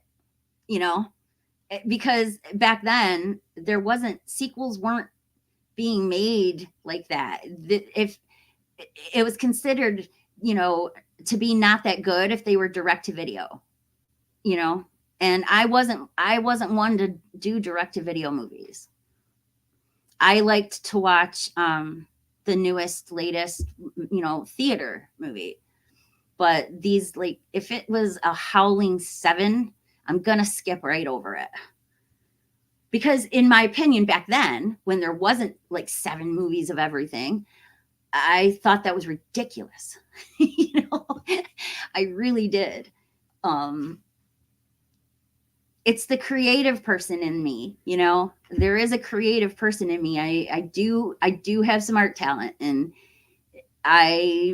it does bother me when things are repeat and repeat. It's too much for me. I want something new. Yeah. And I didn't watch any of them. I've only seen Howling 1 and 2. I've never seen any more of them. Now we can use computers on a cell phone. Well, I know. So how wrong was I? You know, here I am telling my mom, oh my God, I'm never going to have a computer in my house. I'm never going to be able to afford a computer in my house. I thought that they would be like way too much money for people to have in their homes. I had no idea things would go the way they went. And it stinks too, because I happen to be in a very narrow margin of Gen X that didn't really get taught how to use a computer properly. I got taught, you know, very few things. I got taught how to type on a computer, but I never got taught how to do Windows or any of that stuff. Never in my life. I never had a class that was computer class. You know, my graduation year just didn't have that stuff going on. It was a couple of years down the road where computers started to become like a regular thing. But before that, it really wasn't. So computers have always been extremely intimidating for me. Really? I'd give it a chance. If you say it's fun or something, I might give it a chance. If you say you really like it, I'll check it out. I mean, if someone tells me they like something, I might actually want to check it out and see why. So, hey Cal, how are you doing? Yeah, I'll be back here tomorrow night too. I'm probably doing too much talking tonight as it is. I said I was only going to go on like 2 hours, and what's it been? 3. I just bought the complete series of Columbo 2 weeks ago. Yeah, Columbo, my mom just loved him. She watched every Columbo movie ever. Whenever there was one on TV, she was watching it.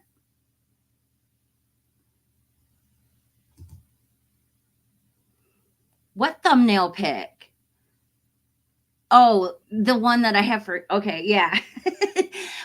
They were actually real people. They were standing in the hallway at Scarefest and they were doing pictures. So I said, I'm going to get one. And so I did. And I knew it was going to turn out pretty fantastic. I was glad how it turned out. So E.T. was seen in the prequel during Senate meeting. Huh? I don't know what that means. William Peter Blatty believed that Columbo was ripped off from his Kinderman character. You know, that's funny, but it kind of makes sense because he does have a very similar demeanor and way of speaking. To be fair, Star Wars is so rich in characters and potential, it has to be a universe. Agreed. Winnie the Pooh looking for Chris. I'm in the woods, constantly wearing no pants. Sounds scary to me. Yeah, I don't know, guys. Jules, how you doing? Jules, I know Jules from way back in my political days when I used to frequent a lot of political chats. So, hi, Jules. Not all change is bad, Jamie. You like Nolan's Batman more than Burton's. Yeah. I don't know if done right can change. Well, Batman, it's Batman's different though, because there's so many, they've told that story over and over and over again so many times in different forms, and it's comic book related. So I have a different outlook on that than I do with other things, you know. I don't know. Some things I accept and some things I don't. But I do like the Nolan Batmans more than the Tim Burton Batmans. Tim Burton is great, but his Batman, you know how they got real cheesy.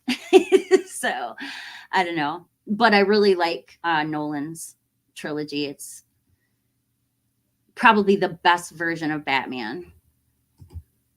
Ben, how you doing?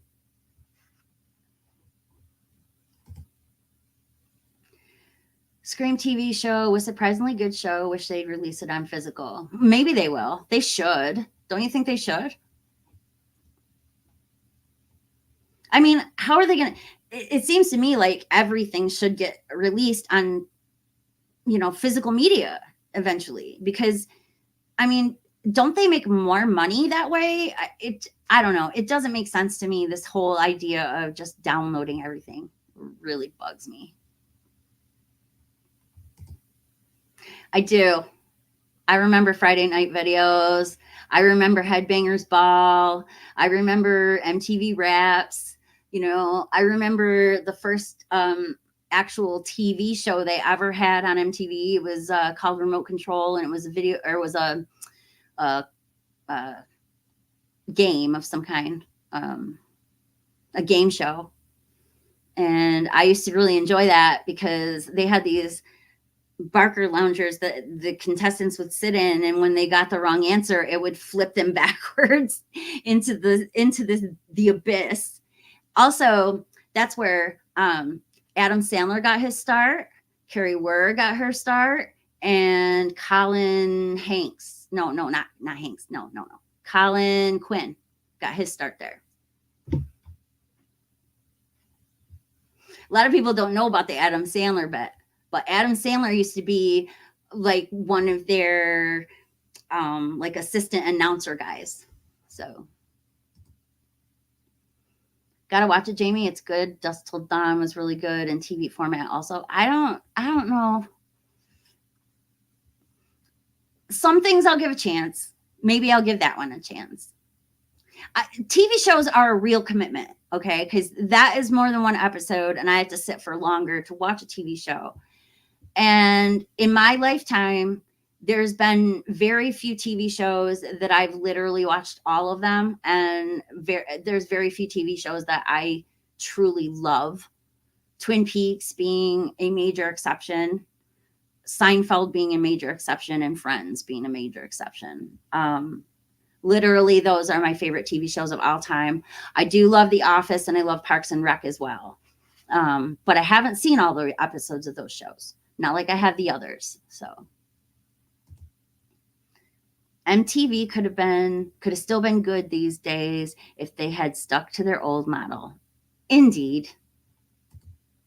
Haven't watched MTV since the 80s. Man, that was when they were the best, right? I just used to every morning flip on the TV. It was always MTV all day long. Literally every house in my neighborhood you walk by, everybody had MTV on, like it was a radio. It's so weird now. It's just weird trying to get used to that. I'm trying to figure out a way to even, get music. And I don't even know how to do that anymore. Like, how do you find new music, and how do you listen to it? I don't even understand. Like, radios don't even have very good stations anymore. I don't know. I'm old. Wow. Easy on Chucky, Jamie. Oh, I know. I'm sorry. I know. I know you love him. And a lot of people do. I'm not saying Chucky's bad. For me, he wasn't scary. I enjoy it. And I really did. I didn't know I was going to like the remake. but I did like the remake. I thought I was going to not like the remake. So it took me like a year to give it a chance. And I bought it. It was totally by accident, though. I thought I was buying the original. And when I got home, I realized, oh my God, this is the remake. But I really liked it. And Mark Hamill did a great job with the voice of Chucky. I thought it was pretty good. Yeah, well, it did, and I liked The Real World. I'm not going to say I didn't like it. I'm not going to say I didn't watch it, because I totally watched The Real World, and I watched Road Rules, and I watched all the crossover, and I watched those things, but they still had music on back then. Now they don't even have music playing on.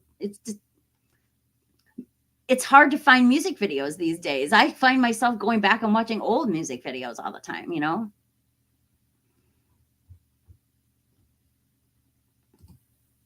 Hello, spicy 4K action.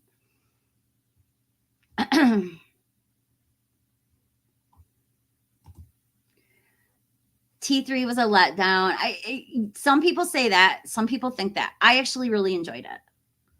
I thought it was enjoyable and entertaining, but I know some people don't like it, and that's okay. I happen to like it. I actually own that one. I wish I would have seen Scream 4 in theaters.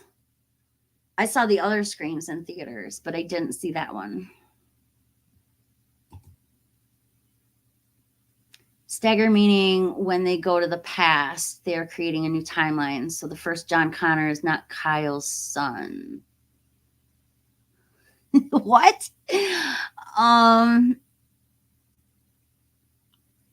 I don't know, because like I'm saying, there's information there that I don't understand, because to me, John Connor is Kyle's son. I don't know of any other timelines. I don't know. Why would they make it not Kyle's son? Who's the dad then? I like that whole loop thing they were doing with Kyle being his dad. I don't know. See, that's what I mean. They want to take something that already exists and then change it to suit whatever their wishes are. And how is that? Why can't they come up with something new? If they want something to be different than what they already see, then just come up with your own story about something else. Use different characters, but the same idea, just different characters. I don't understand this whole, I want to take somebody else's art and change it. If somebody took my art and tried to change it, I would be punching them in the face. Okay. Because I'm really, really protective of what I write, what I paint, what I draw, what I sing, I don't want somebody else to change my art. So I instinctively feel like I question this stuff. When somebody takes a thing that already exists that somebody else made, and then they just say, well, I'm not satisfied with that, so I want to change it to this. Ugh, cringe. I don't like that. Oh, sorry. I don't want to get into you guys' conversations. With Scream, I hope they do a spin-off franchise that features Sam and Stu as mainstay killers that return. Sam is not a killer. She is not a ghost face. She's a survivor, and I love her for being a survivor. Stu is, like I said earlier in the stream, I'm all for Stu coming back if they've got a good story to tell and they got a good way to manage it. But I think Stu is dead until they show me otherwise. Sam and Stu as mainstay killers that return, and Scream can stay the whodunit with the cult. I don't get the cult either. It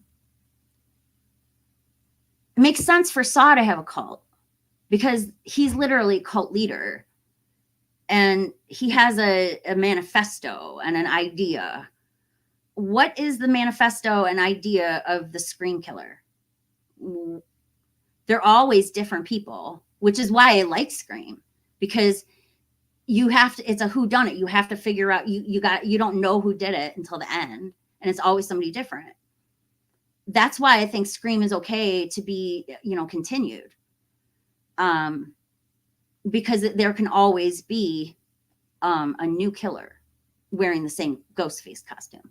But this idea of many, like, I don't get it. How is that going to work? How does it work? What's the purpose of the cult? What is their manifesto? What is their idea? What is the reason that they exist?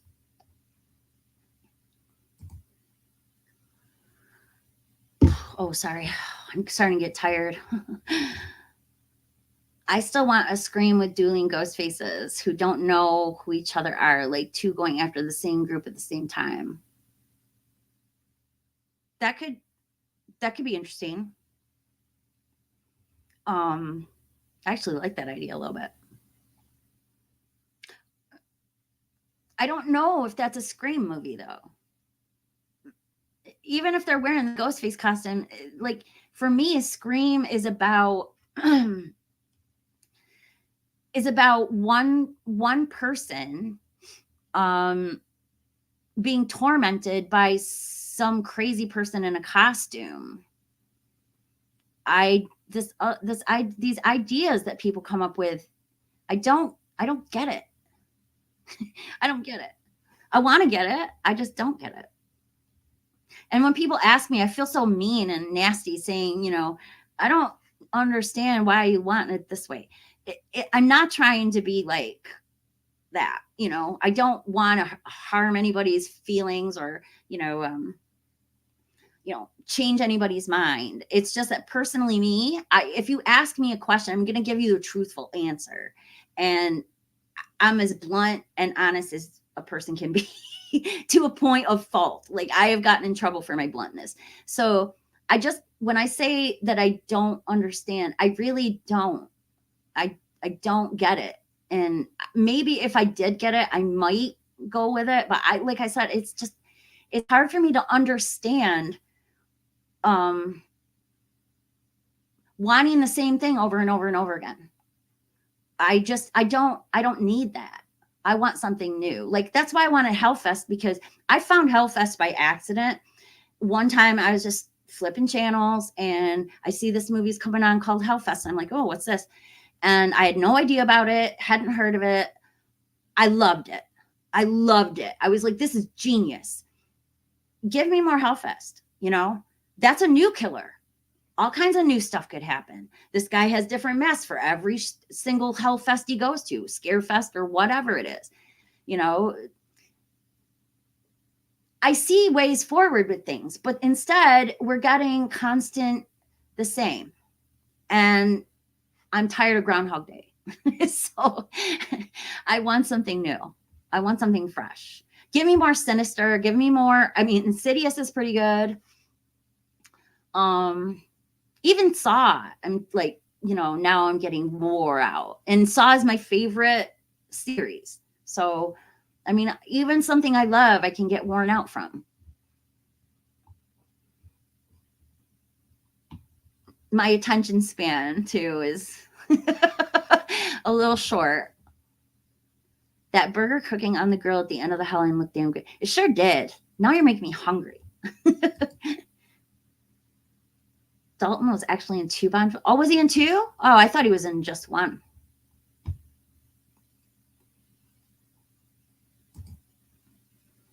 I have it on Blu-ray too. I found it at the dollar store, so I picked it up. It was the first smash burger.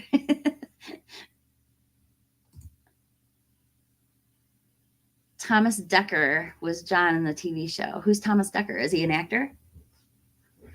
See, I'm not keeping up with the new guys. You guys that are coming in late, okay? I'm going to tell you.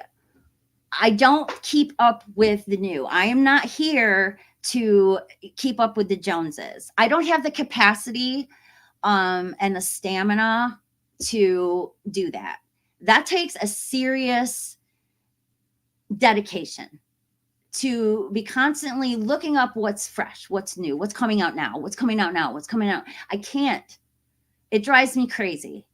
It's too much for me. I like what I like. And my thing is being in depth about things. So that's why I like Twin Peaks, right? Because I want to talk in depth about the story, about the people, about the kill, the murder, you know. I want to talk about the everything deeper. So when I look at something, when I'm talking about a movie, it's probably going to be something older and a retro type style. And I'm going to go in depth, in deep into the stories and messages that are in these movies. The newest, trying to keep up with the newest and the latest, you know, and trying to do the whole 4K thing. And, you know, I'm just not, that's not me. You guys want to, if you want to know about the latest things coming out and see, you know, keep up on all that, go to Born to Be Rad, or go to Christian, you know, at CHH, you know, go to Piz, you know, or Dead Pit. Those guys are always up on the latest and greatest of what's going on. And I trust those guys implicitly. So if you guys want to know about like any new stuff that's coming out, go check them out, because honestly, you're going to get a better answer out of them than you will out of me. Because I'm not, like I said, I'm just not, I don't keep up with the newest.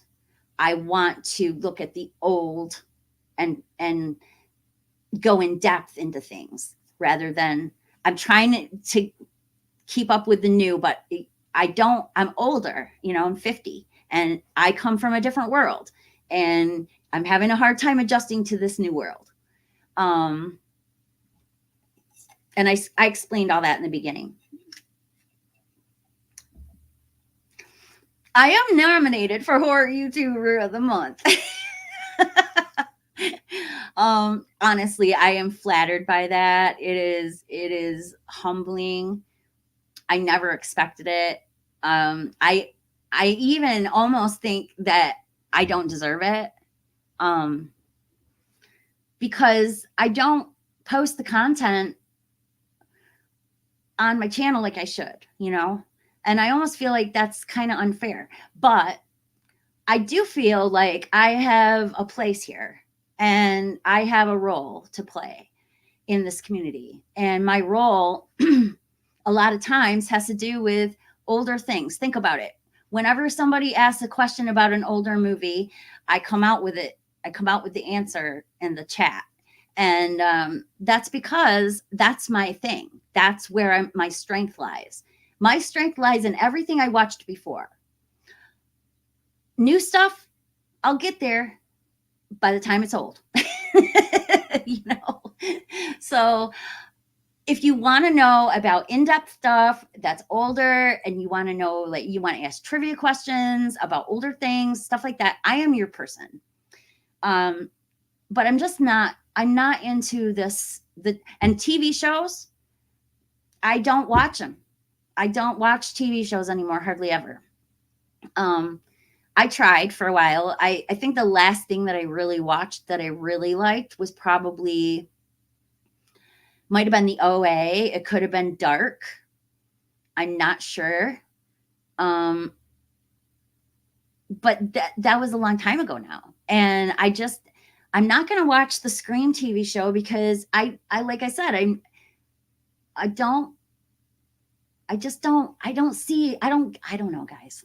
I don't get into it. I try, but I don't. I'm going to do what I'm strong at doing. And that is always going to be something more looking backwards rather than forwards. So if you guys want to do things that look forwards, there are plenty of really great people out there who are doing that.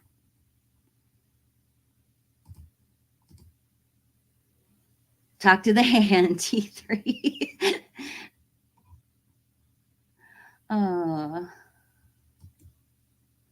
80s DTV movies are a very different animal from the ones in the 90s and 2000s. That's true. Howling 3 was the last to get a theatrical release. Yeah. And I didn't go see that one in the theater. I saw the first two.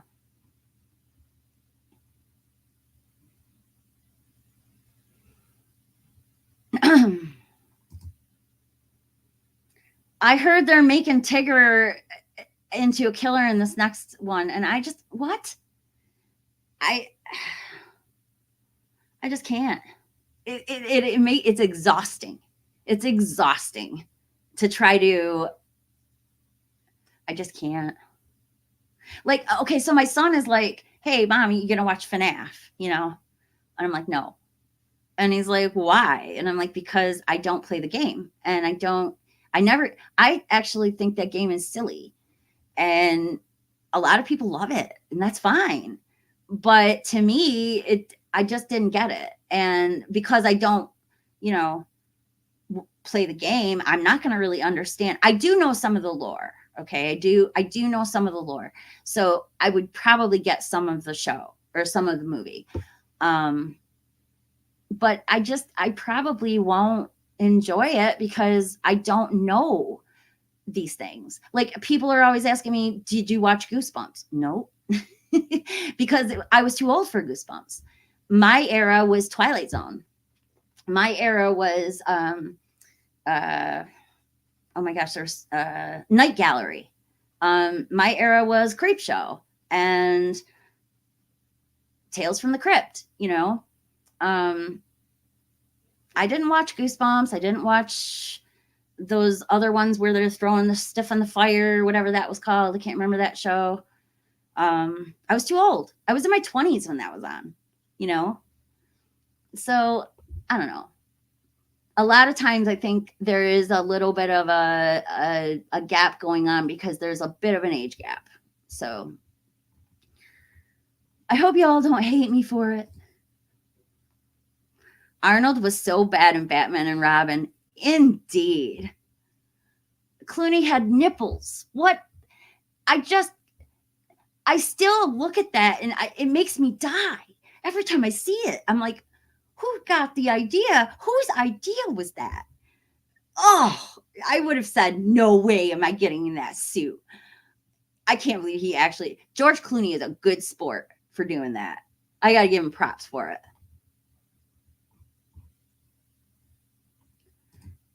Yes, Remote Control. I used to watch that all the time. That was the first TV show they ever had.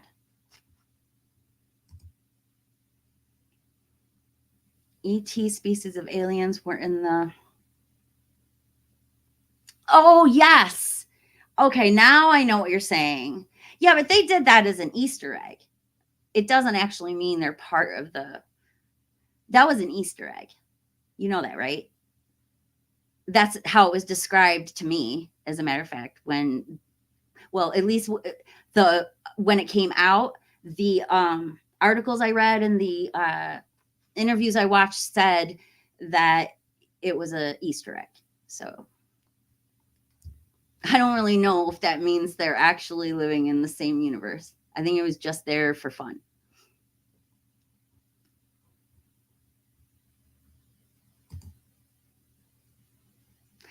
Yeah, they have music. I can listen to music on YouTube. Yeah, it's just, it doesn't, I don't know. It's not the same.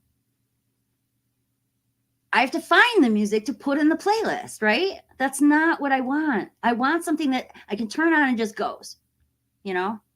I don't have to choose. They'll choose and I'll just listen. You know?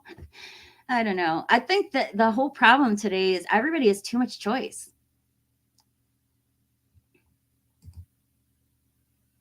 Yeah, but that's on cable, right? I don't have cable. So I don't watch that. Hey, Doodoo loves movies. How you doing? Thank you. Yes, Roundhouse kick that like button, please.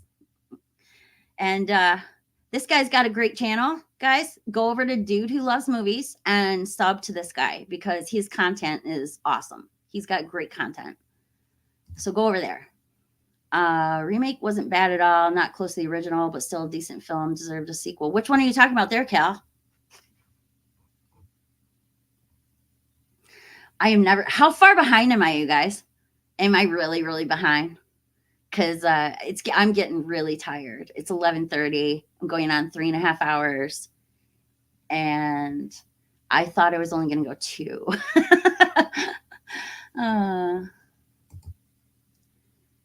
I have a Music Choice radio channel on my cable box that has some rock stations with new stuff, and it's not too bad. Similar how to MTV used to be. Yeah, but you got cable. I don't have cable. I got rid of cable. It was too expensive. Thank you. It's very exciting to be nominated. And like I said, it's very humbling. And even my son told me I'm being too humble about it. But I really feel like, you know, I might not necessarily deserve it. So I want everybody to, you know, get a fair shot. And I feel like there's rules, and maybe the rules might get overlooked here and there by some people, and that's fine. I just want to make sure no one gets mad at me because I got nominated because I don't post the content constantly. Because I do know for a fact that there are people out there who are complaining about that. Not about me, maybe, but from a while ago.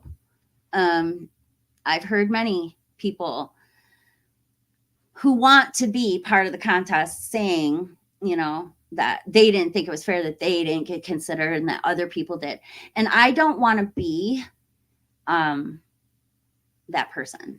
I want to be fair. So I really super appreciate the acknowledgement, because I don't necessarily do a whole lot on my own channel right now. I will in the future, but I have done a lot on other people's channels over the years. I started out on Twin Peaks Coffee Time. I was on there for 2 years, and then I was on Region Free for 2 years. And, you know, I started doing my own thing then. I've been a guest on Marcus's channel, on Destin's channel, on Good Real Hunting, many other channels too that I'm just forgetting. So it isn't like I'm not out there doing stuff. I am. It's just that I don't necessarily do it always on my own channel. And I do try extremely hard to be in people's chats as often as I can be. I like being in people's chats. I love talking about movies. I love throwing out trivia. I absolutely adore making jokes. You know, if I find an opportunity to make a joke, I'm going to make a joke. So when I'm in people's chats, I'm trying to lighten the mood. I'm trying to lighten the place up. And I hope that that's the reason why I'm here right now, because I want people to notice that. I want people to notice that I care, and that I go into their chats to try to make things fun, you know? So if that's the reason I'm being, you know, recognized, thank you. It means so much to me, because I never thought I would ever be recognized, you know, just for supporting people. And I want to support everybody I can. This community is important to me. My life has been kind of boring, and this has given me something to strive for and given me excitement that I didn't have before. And I'm very glad that Twin Peaks came back for a 3rd season, because if it wouldn't have, I wouldn't be sitting here.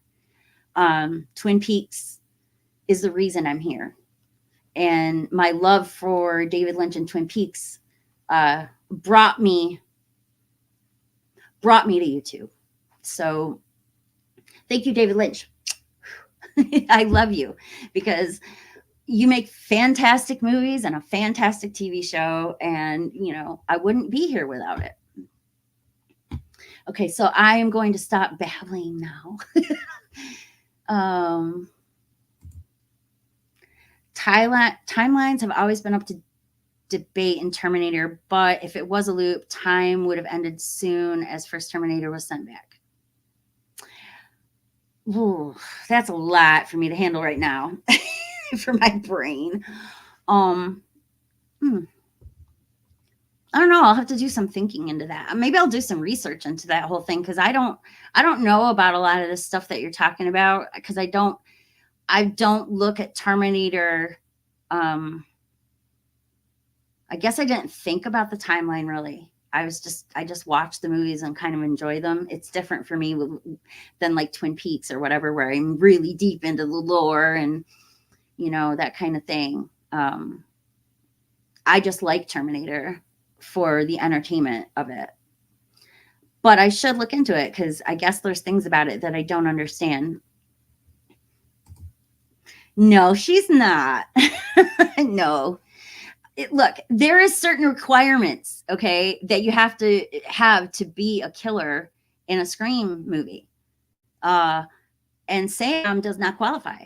She is a survivor. I don't care if she was wearing a ghost face costume when she killed the people that were trying to kill her, like same as Sid. Sid put the costume on, and Sid, went after the people who tried to kill her with the costume on. I don't see it as any different. To me, it's the same thing. And I don't know why everybody's so obsessed with Sam being a ghost face, because she's literally not. She has literally not killed anybody but who she was protecting herself from. So where is this coming from? Is it a wish? Because see, if it's a wish, then you got to have a reason for the wish. So I don't understand. I don't know. For me, Sam is, look, I'm a woman, right? I'm a small woman at that. I'm 5 feet tall, 120 pounds. I don't feel safe, right? So when I see a woman in a movie who is a survivor and she's doing what Sam did, that's exactly how I would act. You think I'm going to just go slow stabbing? No. No. You attack me and I get the knife, you're going to be done. I'm and fast, because I don't mess around, and Sam don't mess around. I know she has whatever, and she's seeing her dad. That's all in the head though. That doesn't mean that she's crazy. It doesn't mean that she actually has like something in her that's going to turn evil. It just means that she's living with this like monkey on her back, and that's her dad, and knowing what he was, and that if you have to adjust and you have to live with that, yeah, that's going to cause you to be a little bit weird and a little bit different. But it doesn't mean you're going to be a killer. It more likely means you won't be, because in psychology, most of the time, what your parents do, you end up doing the opposite, and that's the truth. That's a thing. So I just don't see it. I don't see it. She is a survivor, and one of the better ones, because she doesn't want to put up with the crap. She doesn't want to, she doesn't want to be a victim. She wants to be a survivor. And I'm going to tell you what happened in Scream 6 with the girl throwing the drink on her. And my nose is itching because my hair is flying everywhere. The whole internet thing, the whole internet aspect of the movie really irked me. Not because I don't like it, but because it's true. That is exactly what happens to people. That happens to people. People on the internet will say horrible, horrible things about anybody just because it's fun for them. And they don't give any regard to what it might do to another person. It's terrible. And for me, I was so glad that they put that in the movie, because that's what I'm talking about. It's conception or perception. People have a perception of Sam who don't know her that she's bad just because of all the stuff they've read. And it's not reality.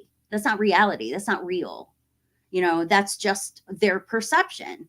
Oh, and not only that, but it's also biased perception, because people, and I hate to say it, but it's true, people like the negativity. People like to be on the, ooh, you're bad side. They like that. They want to accuse people of doing bad things, even if they didn't, because it makes them feel better about themselves. And I don't like that. And so for me to see that and I'm going to sympathize with Sam immediately, because to me, what they're doing to her is wrong. Those people are treating her terrible. And no, I don't think Tara's going to be a killer either. I don't think anybody that's been victimized is going to become a killer. No, I don't. I don't at all. And this is not only because, of how I view the movie, but it's also because of I love psychology. Took a lot of psychology classes. That's one reason. And then I forgot what I was talking about. Oh my God. You guys, it's getting late. And I'm so tired. But I don't see Tara or Sam or Chad or Mindy or any of them as becoming a killer after being victimized. Because once you're victimized, it creates an empathy and a sympathy for other people who've been victimized. That's what I was going to say. Look, in my lifetime, I've been victimized very badly. My family has an unsolved murder in it. My cousin was kidnapped in 1988 and murdered, and we found her body 2 years later. It was terrifying. I was at a very impressionable age. I was 14. It affected me deeply. I slept with a butcher knife under my bed for years. And when my mom found it, I begged her to let me keep it because I needed it. Not only because of that, but because of other things that had happened to me. Someone was spying on me in my room. Someone broke into my bedroom one time and took things out of my room. My mom caught them. When she caught the guy, he said, I just wanted to ask her out on a date. Okay, that's creepy, right? Right?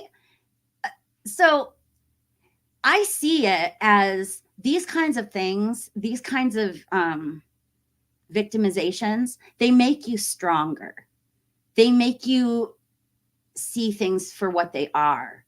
And they make your, awareness, especially your spatial awareness, more in tune. So it's hard for me to see Sam or any of the other victims as being a killer, because to me, they are stronger for going through what they went through. And I don't want to see them get ruined in that way. So, all right, I'm done talking about that.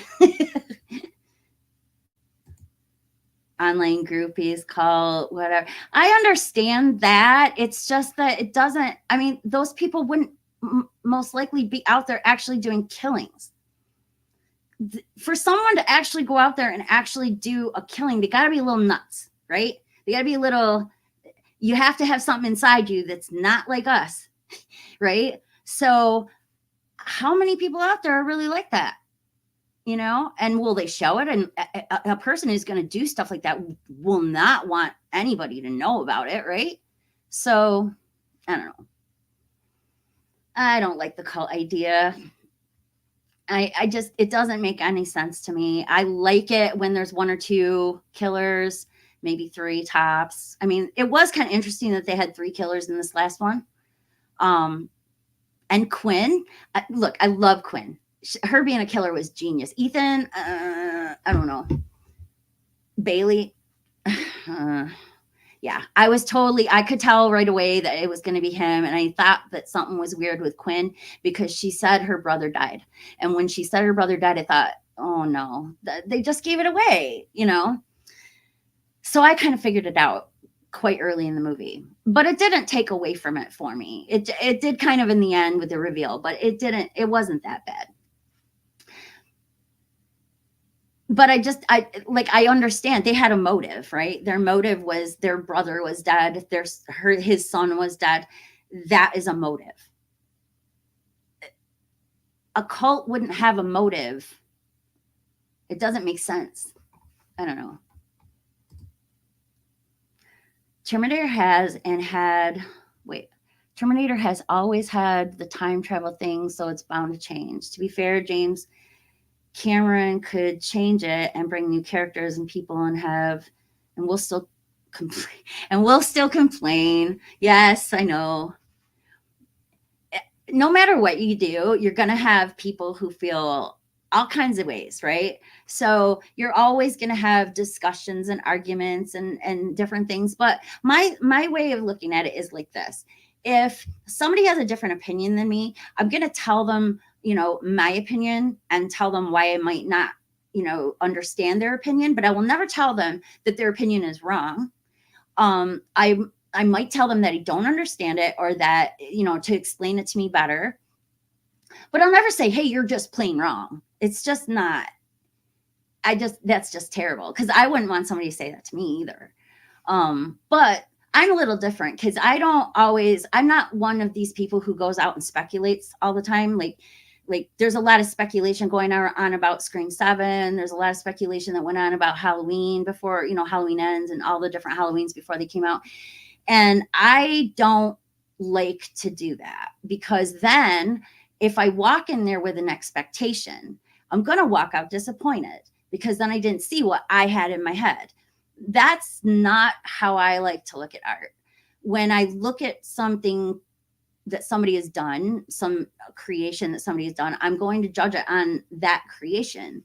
I don't like to speculate on what the plot's going to be, who the killers are going to be, what they're going to do next. It ruins it for me. So I'm not saying that everybody has to be like that, because they don't, they don't. I just will avoid,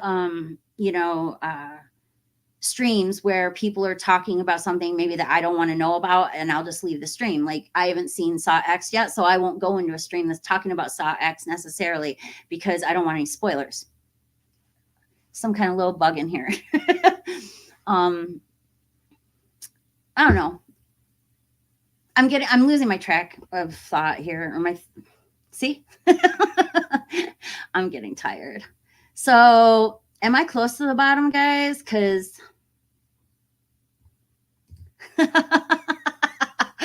I am a sage. Follow the cult of Jamie.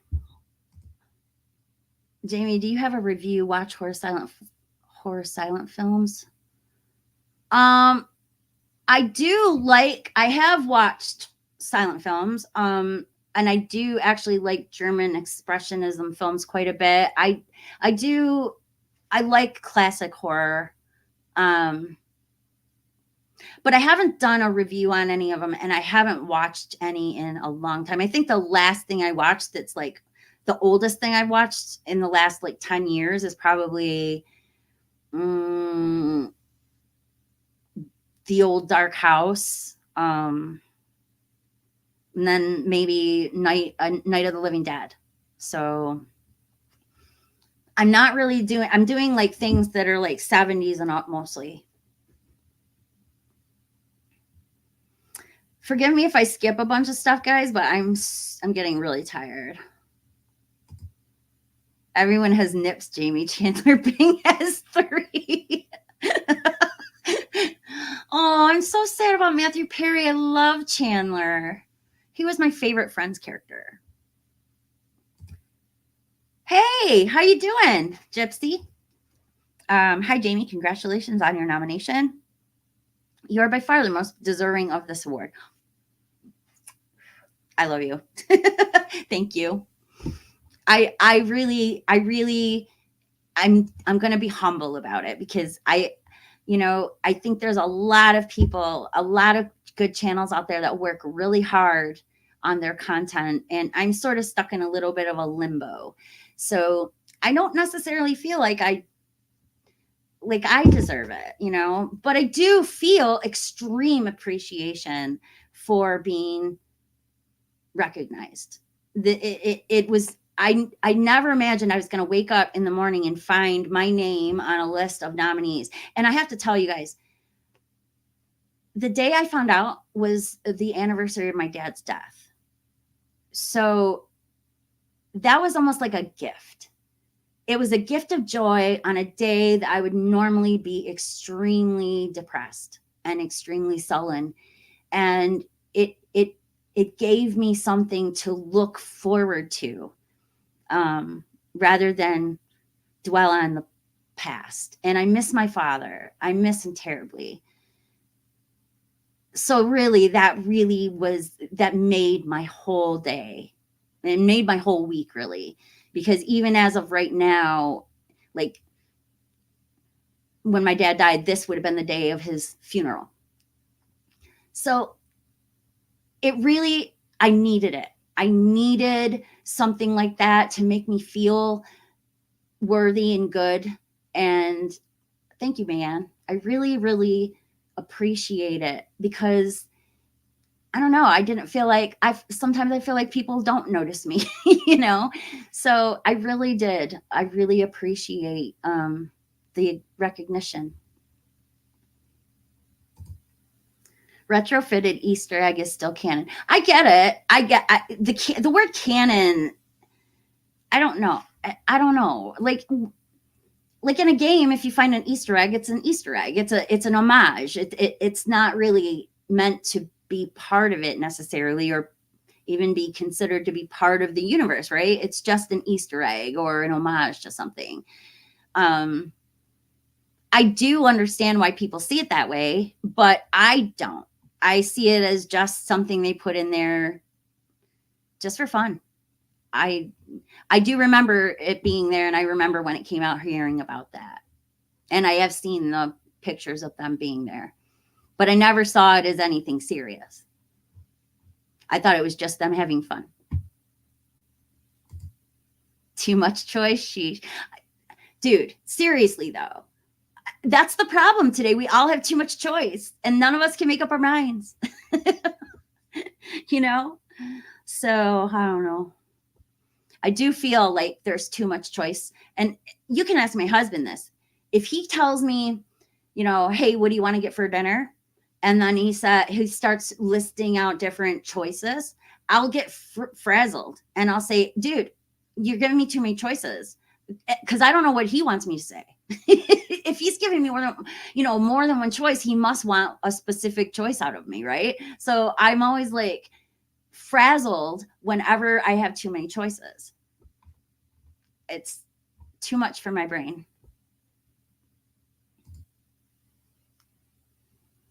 I really liked the remake. I thought it was really good. I really did.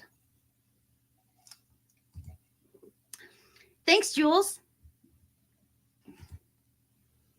I know. It was so sad. I really loved him. Jamie, that's right. Supporting and bringing people together is what it's about. And for that alone, you deserve the nom. I try to. Thank you so much, Danielle. I appreciate that. You get a kiss too. It really does mean a lot to me that I'm sitting here right now. Sam killed more people than I have. My count is 0 officially. Right, but she was protecting herself. I mean, if somebody attacked you, how would you react? If they were serious, if they were going to take your life?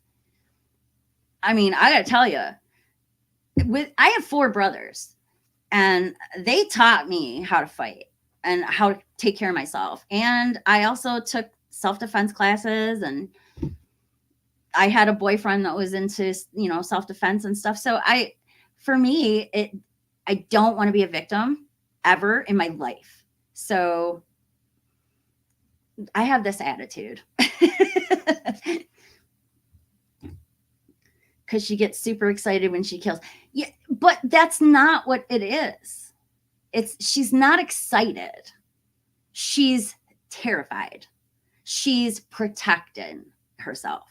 She's protective. I don't think it's super excited. I think that's a way you could look at it, but I don't think that's in actuality would be the truth, And because of the whole murder in my family thing, I have a different perspective on things like that.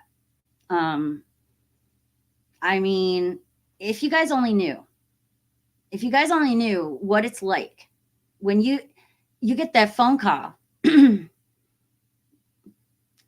Hey, Jamie. I just wanted to let you know that your cousin Kathy's missing. What? This doesn't happen in my family. This doesn't happen in normal families. This is what, when it happens to your family, you're like completely floored because you don't expect that anything like that is ever going to happen to anybody that you know, especially in a small town like this. So I have a little bit of a different perspective on this kind of thing because I'm very protective of myself. And I feel like I have to be. Scary people out there, you know? And someone goes missing around here at least once a decade. And I don't want it to be me. Sam is literally a psycho that sees her dead dad. Probably means she's a killer. It doesn't. It doesn't. Psychologically, she's worried about that. And she might be using, look, if you grow up without a dad and you don't have a dad, it's gonna affect you, you know, and you're gonna wish for one. So maybe she does have him in her mind as a father figure, and he was saying fatherly things to her, you know, to protect herself, right? But that doesn't mean that she was looking at it like, you know, I'm a killer too, because I really don't think that even Billy would have wanted that if he'd have known, you know. Billy was crazy. Billy was truly nuts. That's true psycho. He's one of the scariest serial killers in any movie ever, to be honest. He's right. You know, abandonment really fucks you up. And especially guys. Women are a little different. I think that men have more of a tendency to be violent than women. But women have more of a tendency to be violent when they're protecting themselves. So I think maybe that's the read I'm getting off it. I'm so gonna set Jamie off. No, I won't get mad. Yeah, it's all just the movies. Yeah.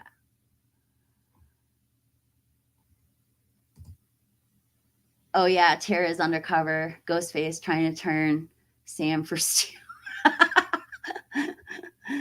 Oh, thank you. I appreciate that. I think you're cool too.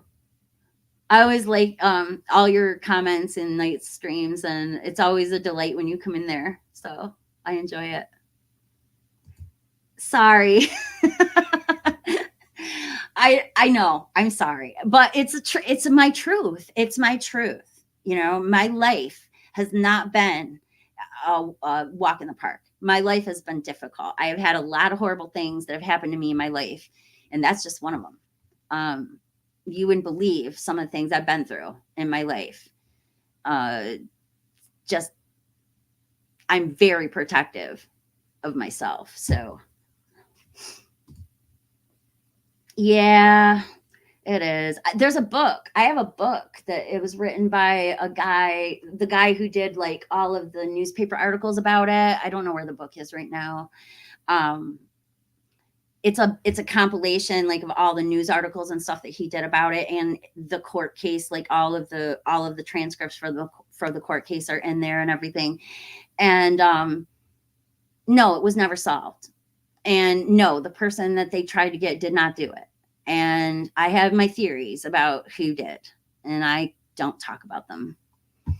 And just so everybody knows, it really wrecked my family because there was the before and there was the after. And the after was everybody started fighting with each other. So I don't know. Thanks, Philip. I mean, we're talking about 1988. So I've had enough time to process and get over it. So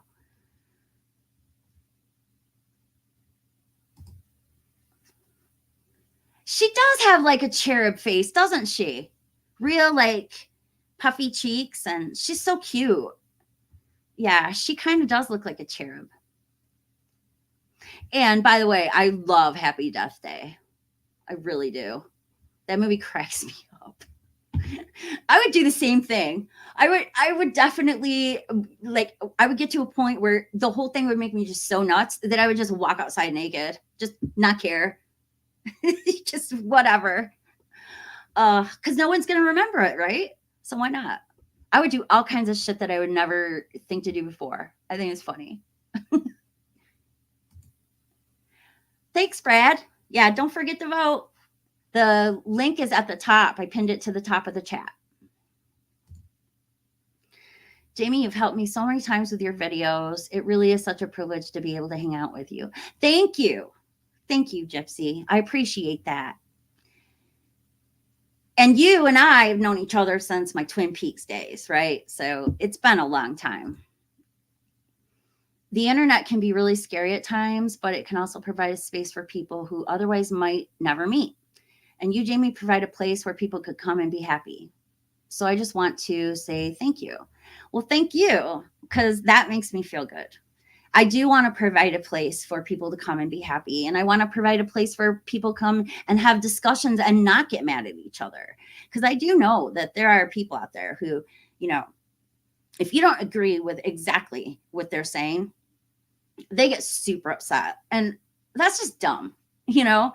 I mean, everybody's their own person. Everybody has their own experiences that they project onto all these things that they're watching and these movies that they see. And I'm trying to just understand everybody's point of view. I may not agree with it, but it doesn't mean that I'm going to be like mad at them or rude or nasty. I don't understand that, you know? It doesn't make sense to me. I mean, we're a community, right? So we're going to have a vast amount of different opinions about all kinds of stuff. And I think that's how it's better if we just learn from each other, you know? And that's been the best thing. That's been the best part. I have learned so much from so many people in this community that I'm thankful. I'm thankful for that because I don't have that in my real life. My actual life here, none of my friends are really into movies. I don't see them a whole lot. I see them about maybe 4 or 5 times a year.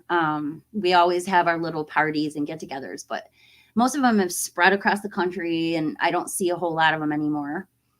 So it's nice to have a place to come to have these conversations.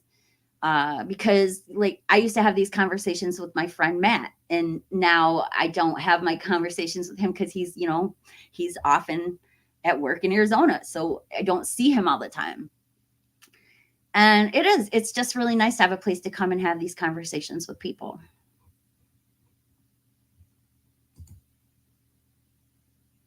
I liked it. I liked it a lot. I thought it was really good.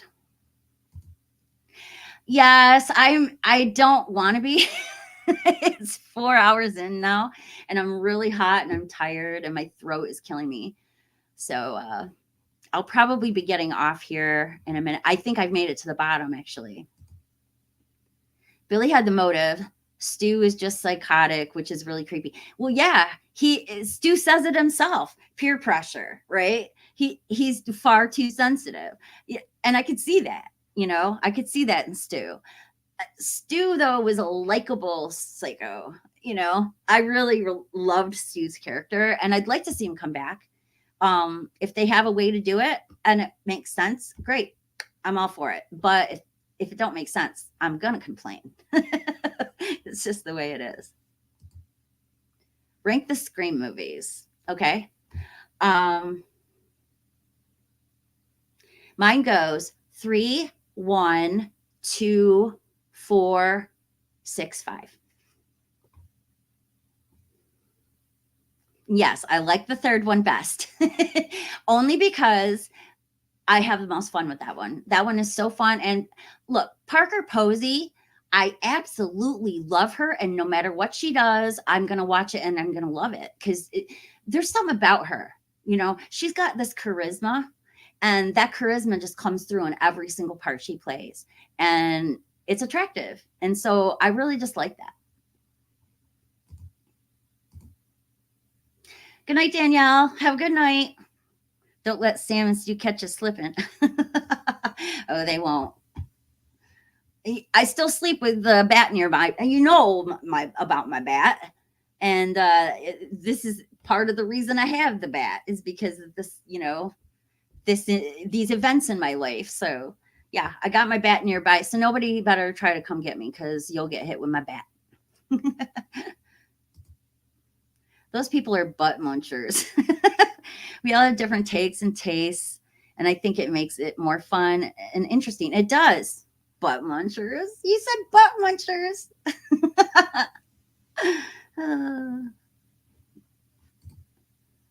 1, 5, 6, 2, 3, 4. I get it. 5 is pretty good. I have to rank it below the others because I love the others so much. Yeah, Jamieville Slugger. You want to see my bat? This one's actually my husband's. This one's my husband's.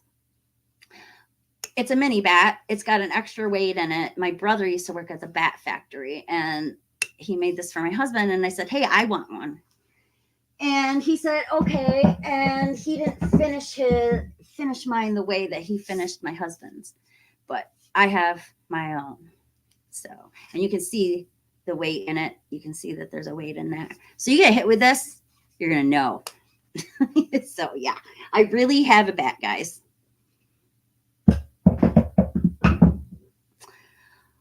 Oh, Jamieville Slugger. That's right.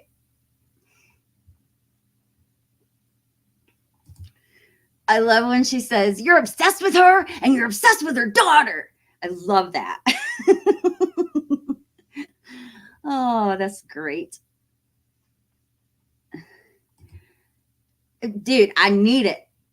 I need that bat. Protects me. It's my bestie. That bat.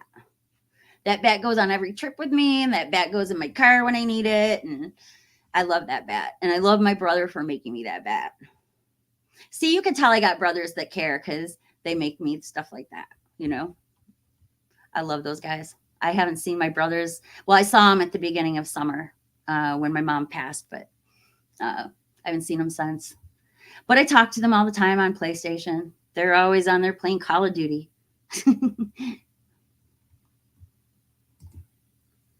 Stu's been in a vegetative state this whole time, still awaiting trial for his crimes, presumed dead, essentially. Of course, on the anniversary of the original murders, he comes back to finish the job. That's actually not a bad idea. Look, we all think he's dead.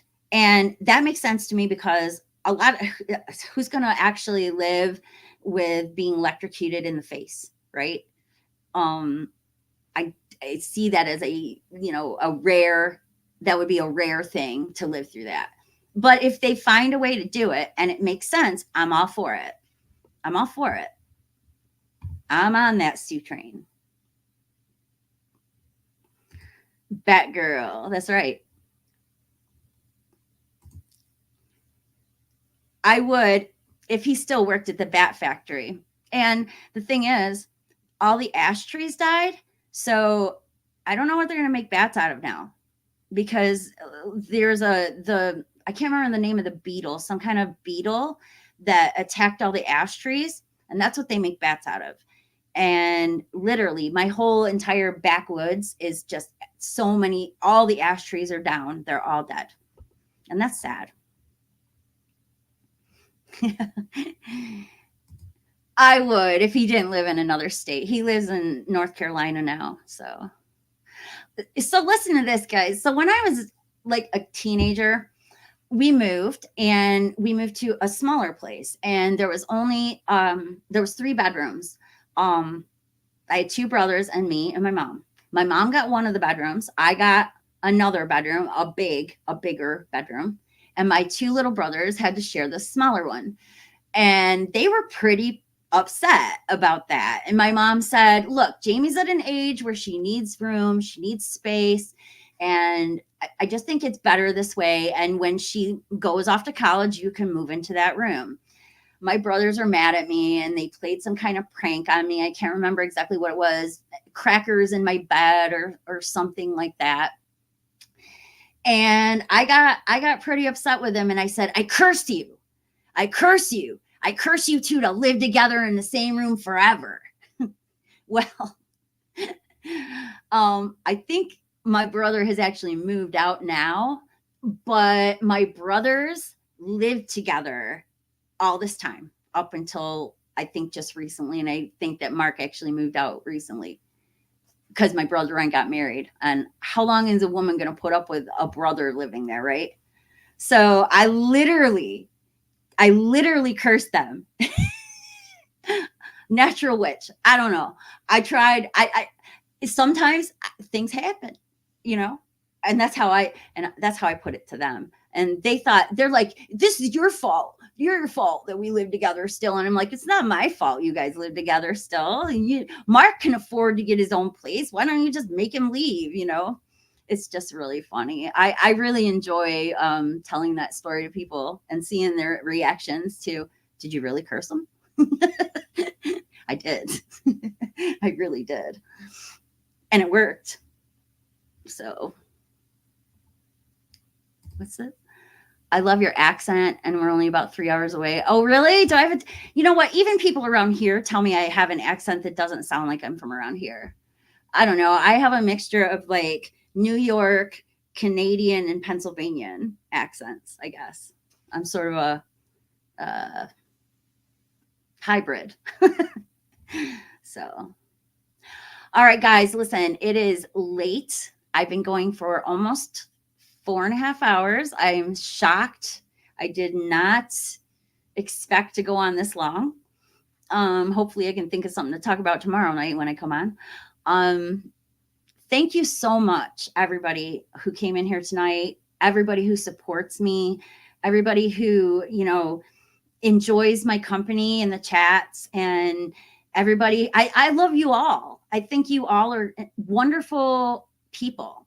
And, you know, I'm humbled and I'm glad to be part of this community. So, yeah, go vote. Check out all the other channels because they're all fabulous. And I will see you guys tomorrow night.